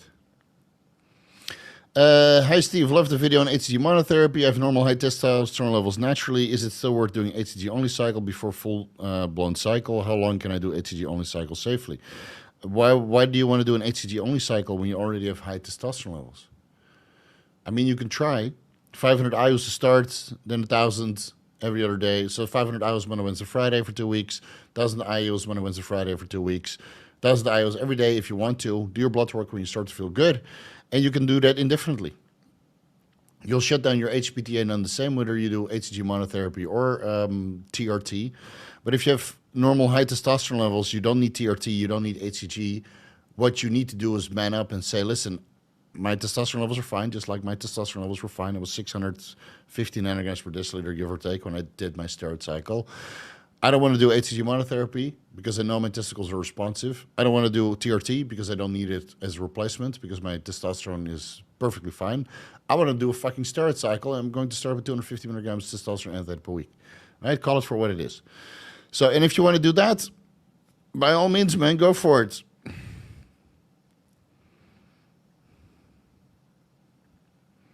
By all means. Steve H. Bro, don't spam your questions. Just block them, dude. And otherwise, yeah, super chat. Yeah, 100K Kuwaiti dollars is 300K. Yeah, so the goal is to be a millionaire in Kuwaiti dollars. Yeah, that is the goal. Be a millionaire in Kuwaiti dollars, because Kuwaiti dollars are the highest nominated fiat currency. It's easy to be a millionaire in Thai baht. That's only $30,000. But to be a millionaire in Kuwaiti dollars, that means you have $3 million US to your name. That is the goal.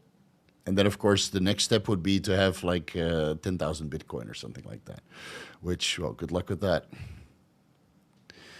Think about using an AI to boost aromatase inhibitor to boost testosterone. That testosterone is a natural, or via increasing luteinizing hormone, follicle stimulating hormone. Do you think exemestane is a good place to start for this goal? Yes, it's something you could try. 6.25 milligrams 3 times per week to daily to 12.5 milligrams daily. There's even scientific evidence that shows that 25 milligrams daily is very sufficient to bring that up. But I would start low and do that accordingly. I would still prefer HCG monotherapy though, because low estrogen symptoms are not very nice. You need estrogen for brain function, lipid management, cardiovascular health, et cetera, et cetera, et cetera. So, you know, it's I would rather do HCG monotherapy than aromacin or exemestane to bring your testosterone levels up, and take it from there. All right, Steve H. got the memo.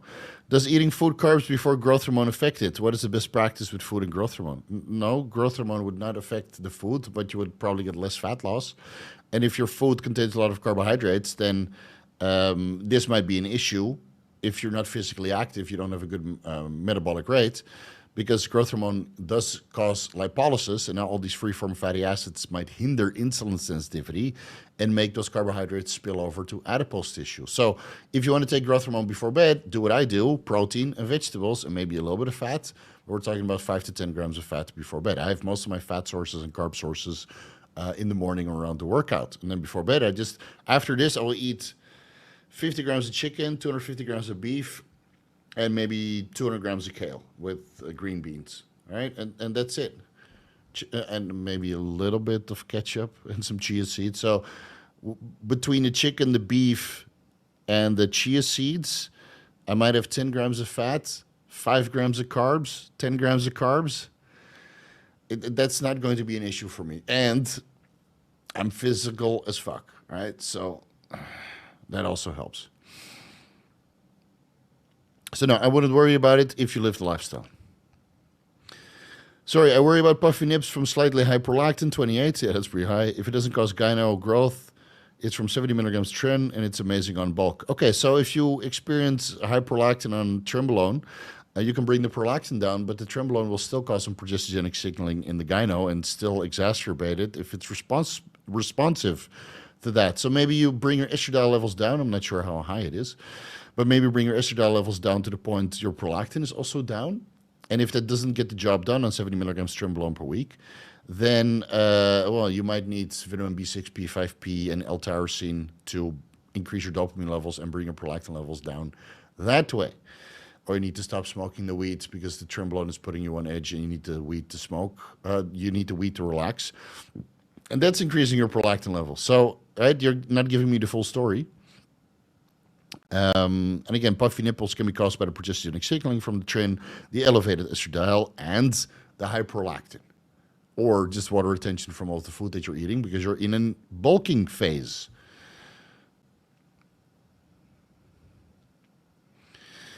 Six weeks out, what's your top 6?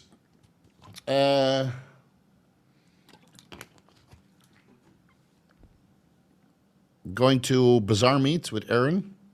Going to Bavet's with the YouTube crew. Doing some podcasts. Training at all the cool gyms in Las Vegas. Going to the Mr. Olympia finals, obviously. And doing a lot of shopping. That's my top 6, but I know you want to have the top 6 for the Mr. Olympia. So I would say... Hadi Chupon first, Derek Lunsford second, Nick Walker third, Samson Dowda fourth, Martin Fitzwater fifth, and Andrew Jack sixth. That's my top 6 for now. That's my top 6.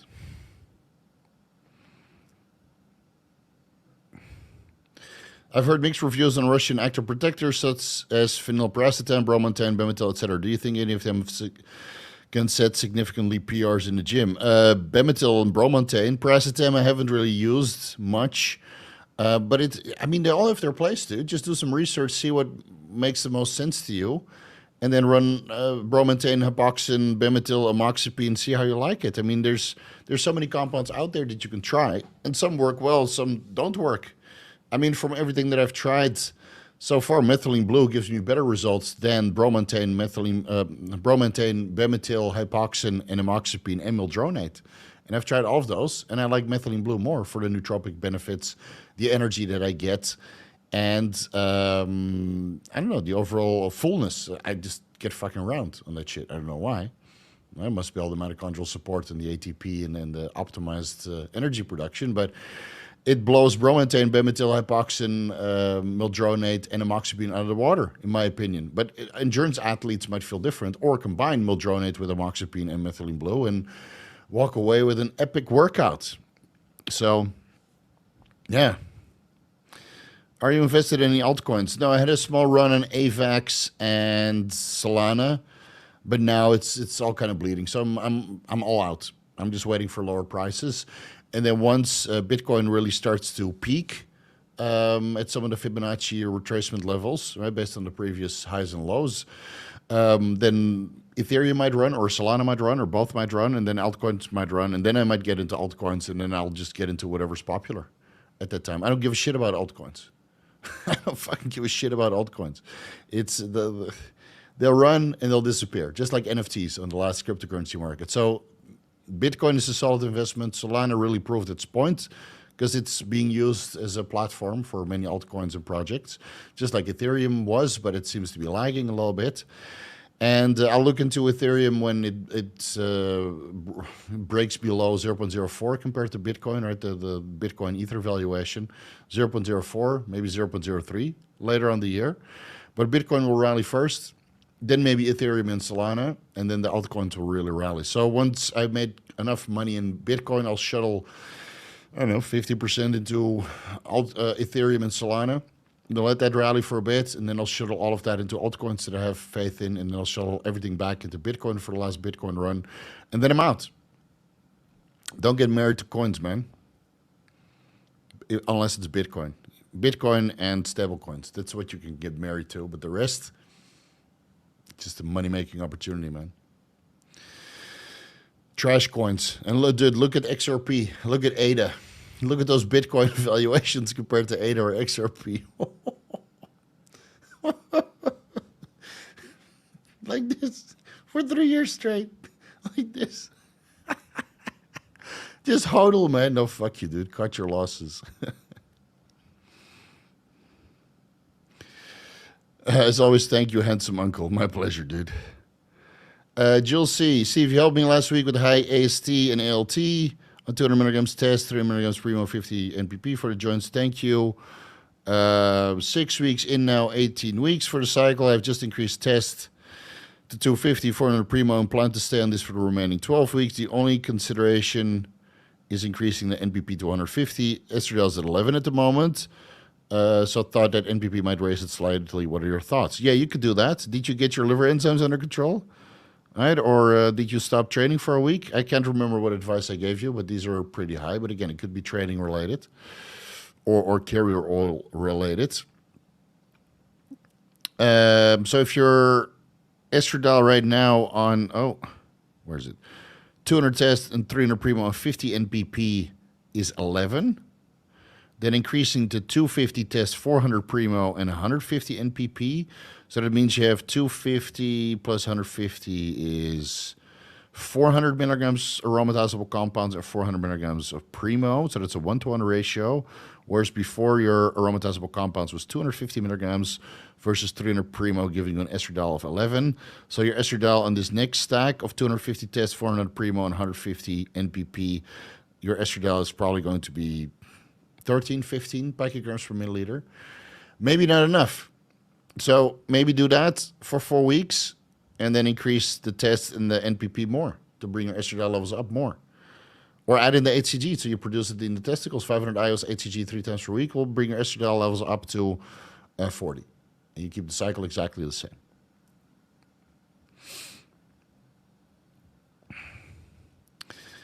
Don't ask for sources.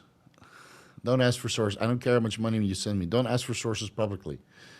Ask me through the website.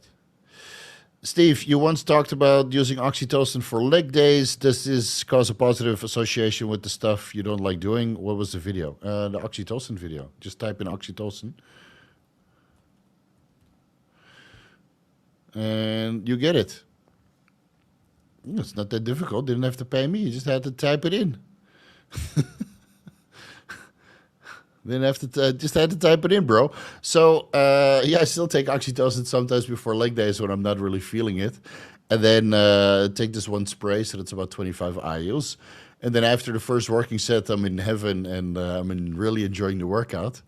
But sometimes you get a little bit of anxiety, you know. I mean, my working weight is at an all-time high now, so I'm doing like 8 plates again on the leg press, and I'm doing 7 plates on the 8 squat, and I'm doing full stack on the leg extensions, and this is all time under tension with static holds and pauses, and it's 1 minute sets, and it's fucking brutal, dude. And I don't know why my legs are not growing. So it's fucking brutal. But sometimes I'm like, oh, I don't want to do this. And then you take some oxytocin, and then after the first set, you get some positive association with the pain. I mean, doing legs is like giving birth. And then you power through the workout. Yeah. So instead of smoking weeds, or taking an Ambien or whatever people do nowadays before leg day to get through it, I take my oxytocin, I get a positive association with the pain, and then I get the job done. It's a shame that I'm too crampy and too tired to bang my wife afterwards, because I would like some of that oxytocin to spill over into fun activities. But after that leg day, I'm dead, dude. Opinion on red light therapy, recovery hormones. Yeah, I think red light therapy, if you have a red light sauna, that's better than just regular red light therapy, but those things are very expensive. And I like hyperbaric, but I've never really done red light therapy, and I've never really done hyperbaric. I do saunas, though, but not red light sauna. So I hear a lot of people get good results. Some of my clients in the United States, they got their cold plunge, and they got their red light sauna, and they got a hyperbaric chamber. I mean, these guys are filthy rich. Otherwise, they wouldn't be able to afford my services, obviously. So they got the whole fucking setup. They got a whole home gym. They got a pool outside, and they got staff and chefs, and, you know, they can take care of themselves, and they swear by it. They love it. They got climate control in their bedroom. They got everything. And they love their red light sauna, you know. So they do 12 minutes in the sauna, 5 minutes in the ice bath, and then the hyperbaric chamber for 40 minutes, you know, a couple times a week. They're like 50, 60 years old, and, you know, basically retired, sitting on millions, and that's just how they spend their day. Yeah, and they love it. How many pros do you think are actually not using diuretics during peak week? Seems like they're getting a hot topic because Milos and Samson. I think all of them are using diuretics. I mean, especially if you want to show up super full, you're not cutting the growth hormone, you might use like half a diazide or a full diazide. Like the crazy protocols of a week of aldactone and then injectable Lasix at the end, I think those days are over. But I think everybody's using some sort of diuretic, and you know, and some guys might say they don't use a diuretic and they're truthful, and other guys say they don't use a diuretic and they're lying, right? You never really know, and it doesn't fucking matter, because I don't care what cycles they run. I will never look like them. I will never have their life. I will never step on stage beside them. So whatever they do, that's their business. I just want them to show up good because I'm buying the tickets. I don't want them to die, obviously, on stage, but I want them to show up the best they can, and however they get the fucking job done, that's their business, not my business. I'm just buying the tickets, and I want to see people in fucking shape. And if that takes diuretics, go for it. Hey, Steve, are libido and ED issues common on Ozempic? Well, you're just in a caloric deficient state for a very long time. And if you're in a caloric deficient state, then yes, you might get some ED or libido issues. So go eat for a week, and then see if your ED and libido issues resolve themselves. Eat a little bit more fat. That usually does the trick for me. Yeah. What do you think about paid forum to ask you or people you trust questions? We need something between email consults and weekly Q&A. Schedule consultations. I really don't have the time to babysit people on a forum. Chase Irons has a Discord group where people ask questions and stuff.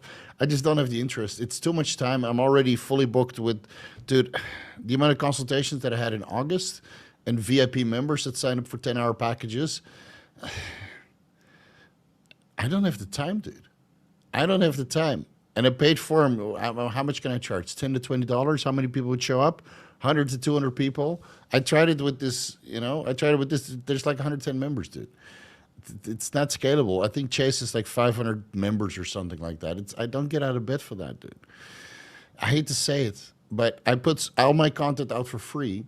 You can watch it for free. And if you want my time, then it's either the Vigorous Q&A with the paid question or a consultation or personalized advice by email. And that's all I have time for.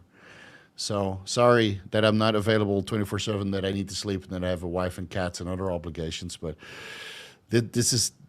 I'm spending more time already than I want on answering people's questions. And it already happens in the gym. So no. If you need something between email consults and weekly Q&A, sign up for the 10-hour package. It's $11,000, $140. $11,140. You have 10 hours to ask me questions. And if that seems like a lot of money, then yeah, it is. But the demand is also fucking high. So what can I do? But Chase Irons is an excellent Discord group. And I think Paul Burnett also has a community. So maybe look there, if you need a little bit more hand-holding. Benjamin Heights. I want to do TRT and sometimes be a bit generous. What shall I stock up with? I have Test, Primo, Masteron, Proviron, and Growth Hormone. I'm interested in looking jacked only. I can't gain a lot of weight. Anivore, throw the Proviron away. It's fucking gay. Anivore. That's it. Test, Primo, Anivore, Growth Hormone. And then you're set. Then you're set.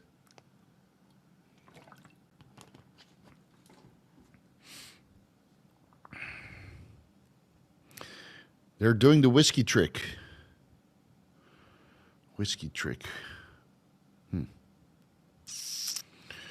Money well spent, in my opinion. Thanks for everything.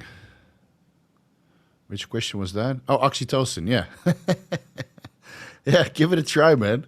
It's like when you're like some days you have like a little bit of anxiety because you know what's coming, right?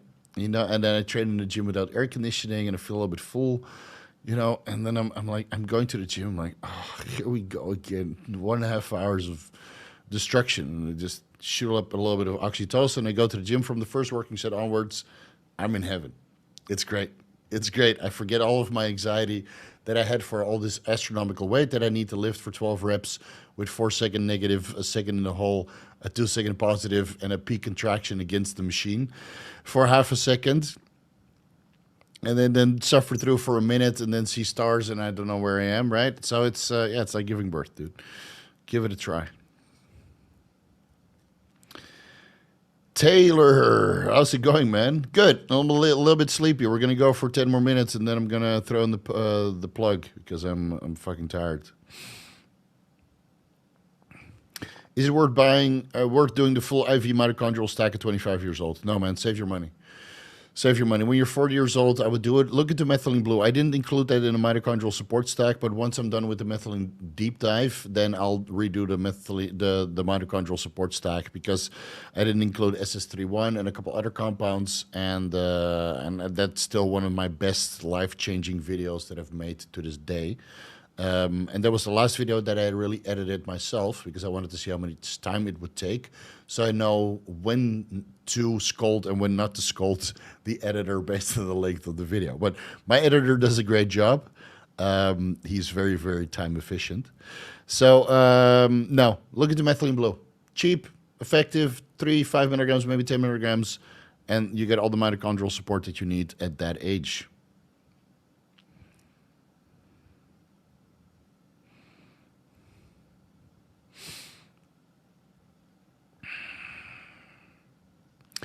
Mr. Vigorous, knowing that FAD and NAD have similar roles in cofactors, if it were available, would you be interested in FAD infusions?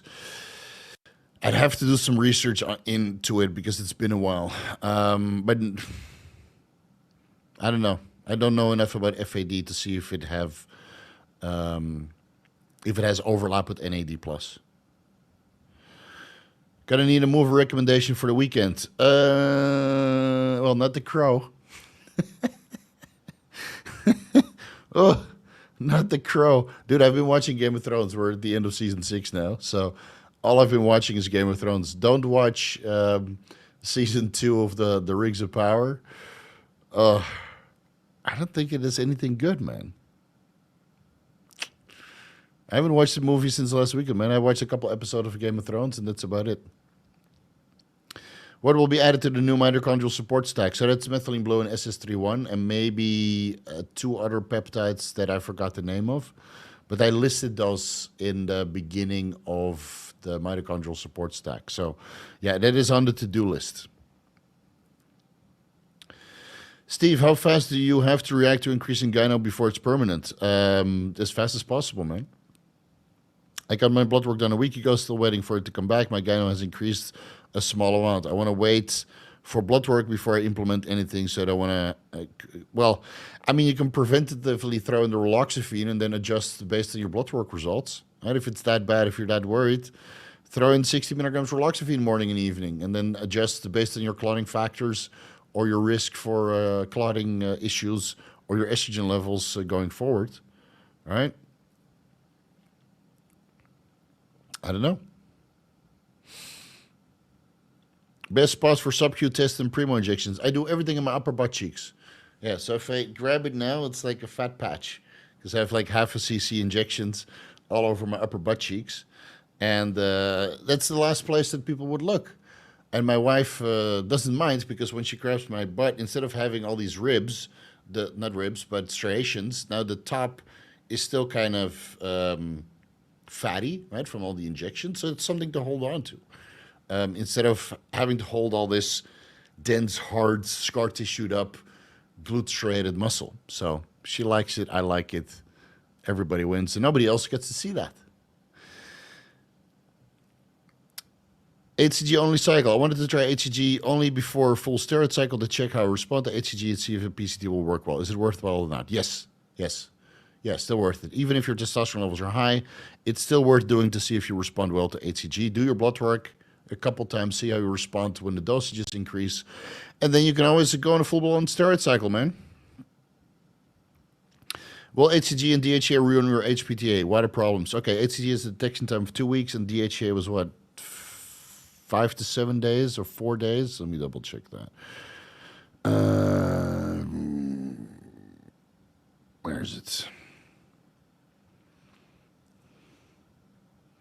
Again, that might all be outdated because new doping parameters and stuff. DHEA is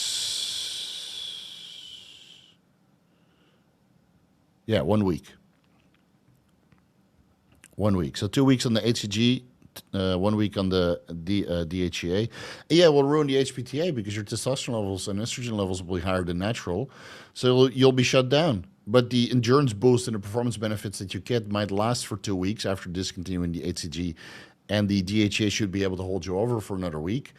And then you might still win the race or place higher than based on your natural HPTA.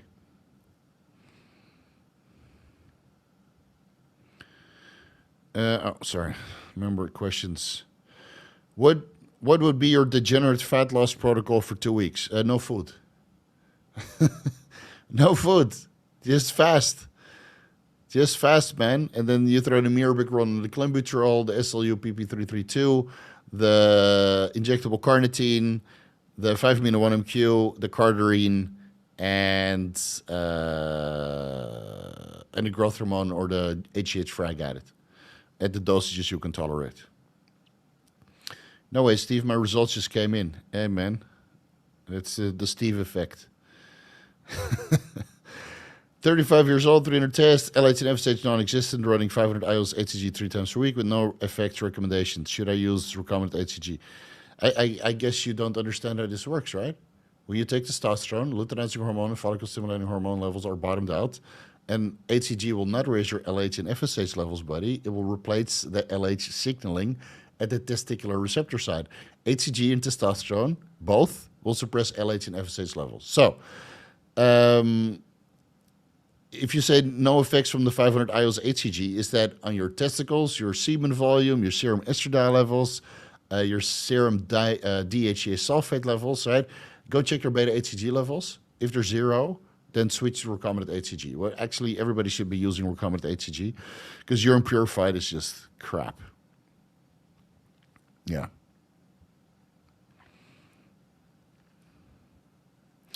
Been using 50 milligrams Pharma Mirabegron and 20 micrograms Clenbuterol, increasing by 20 micrograms every week. Works extremely well. Heart rate and blood pressure is the same on Clen alone. No anxiety. Okay, that's good. So we have the first guy that is combining a beta-2 adrenergic receptor and a beta-3 adrenergic receptor. And heart rate and blood pressure is the same on Clen alone because Mirabegron works on the beta-3, so you would not expect any additional blood pressure or heart rate increase. But I'm sure that it improves fat loss. So I'll switch to Clenbuterol next week, and then fuck it, I might try Mirabegron and Clenbuterol together. That's in the middle of September. If he dies, right? And then I'll I'll finish up that deep dive and let you guys know what the best way going forward is. How's the vortioxetine going? I stopped it, man. Anything specific you're liking or disliking because it over fluvoxamine? I felt great on 2.5 milligrams, similar to 50 milligrams fluvoxamine. That did not really change, but it killed my dick. It literally killed my dick. You have one shot, halfway through the first shot, you don't feel anything. And then I have 7 more shots. I'm just sitting there looking at it. I'm like, what's the point? I just ruined the vortioxetine ruined a perfectly good orgasm again, 6 times. So I stopped it. I threw it in the trash. Fuck that compound. I will never touch that again. No fucking way. On fluvoxamine, I could come so fucking hard with some Max and Oxytocin, sprinkled in here and there. But on the vortioxetine, dude, when a drug starts messing with your orgasm quality, it's in the trash. I threw it in the trash so hard, I made a dent in the bottom. But I should be making dents into uteruses. Last week you mentioned you mix methylene blue with bacteriostatic water. Are you injecting it? No, it came in a powder, so I just mixed it, transferred it to a sterile vial, and now I'm dosing it with an insulin syringe. I started last week, but I'm taking it orally. Always appreciate your info. So no, I just got a powder in a little bag. I mixed in 10 milliliters bacteriostatic water, draw everything up to a sterile vial. I had like 9.5 milliliters left. And now I backfill the insulin syringe with half a cc, and I take 5 IUs on the insulin syringe. That's 5 milligrams methylene blue. So I don't inject that. I just dump it in a little bit of water, stir it up, and then drink it through a straw. And then brush my teeth because I don't want any of the blue stuff, but maybe it's already turning blue. I don't know. I'll do some teeth whitening before I go to the US because all you US-based guys love yourself some white teeth. No racist. No racist. So no, I don't inject it, but this is the best way to mix it right now. I also got some oral methylene blue from other sources at 5 milligram and 10 milligram servings. But I just finished what I start. So I got 1 gram to go. And at 5 milligrams a couple times per week. 200 servings. So that's basically a year that I'm drawing from this sterile vial. I gave half a cc to Aaron to give it a try. And then he tried to mix his own and he couldn't get it done. Noob. All right. We're going to throw in the no more super chats because I got one more meal to go and then I'm going to bounce. What are the most important blood work biomarkers to check while running HCG only cycle? Testosterone, estradiol, and beta HCG levels, and SHBG. Those I would check. There was a study on Mirabegron where 200 milligrams a day was an increase in blood pressure and heart rate, possible spillover to the beta-2. Yeah, that could be the case. Yeah, could be. And again, that's in general population that doesn't have higher body weight levels for muscular tissue or adipose tissue. So I started at 100 milligrams per day. I might ramp it up to 150 milligrams at one point. Some people that I talk to say that there's no adverse effect. Taking 50 milligrams Mirabegron before bed doesn't seem to impact sleep quality. They just wake up leaner, so that's good. I've taken Clenbuterol before bed also to speed up fat loss, but then you lay in bed with heart palpitations, and after a while you feel that your recovery is impaired. So don't do that anymore. But yeah, the dose is the poison. Just tried a new sleeping pill, Q Vivek. Never slept better in my life. No grogginess. All right. Q-Vik.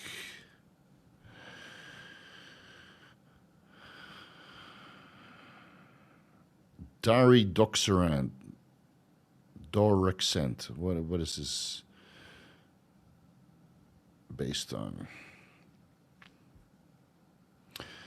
Orexin antagonist medication used to treat insomnia, headaches. Well, that's the usual garbage. All right, good. That's good for you, man. Doesn't interact with the GABA receptors, not a benzodiazepine. I don't really need sleep aids. I work all day, so I get good stuff done.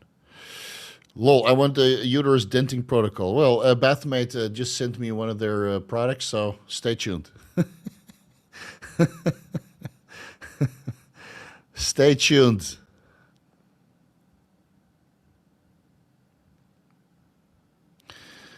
Steve, it looks like you're becoming a home brewer after all. I mean, it's not that difficult to reconstitute, stuff in water, right? So, clown. Well, I guess you want to go in timeout. Bye. All right, guys, let's wrap it up here. I'm pretty sleepy, and tomorrow I got to go to a hotel and wake up early because it's 2 days of Wi-Fi time in Ayutthaya. So let's see. Anabolic Roundtable will be up on Monday. The podcast with Eric Janicki will be up on Wednesday or Thursday. And then when I get back from my holiday, I will start recording the SLU PP332 podcast deep dive because this was 7 or 8 studies or something. Then I'll work on the Mirabegron deep dive versus clenbuterol. It will be a Mirabegron deep dive and then comparing it to clenbuterol and see what the ultimate fat burner is. And then I'll work on methylene blue, but there's 230,000 studies, so give me some time. And I'll finalize the Nandrolone deep dive also. So look forward to that. Hopefully we can get all of that done before we go to the Mr. Olympia. And from September onwards, all the regular content will continue because I've been lazy long enough. And the views are returning because everybody's back from holiday. So might as well spoon feed you some high quality content only found here on the Vigor Steve YouTube channel. The weekend starts now. Enjoy yourself. We'll see you next weekend. Peace out.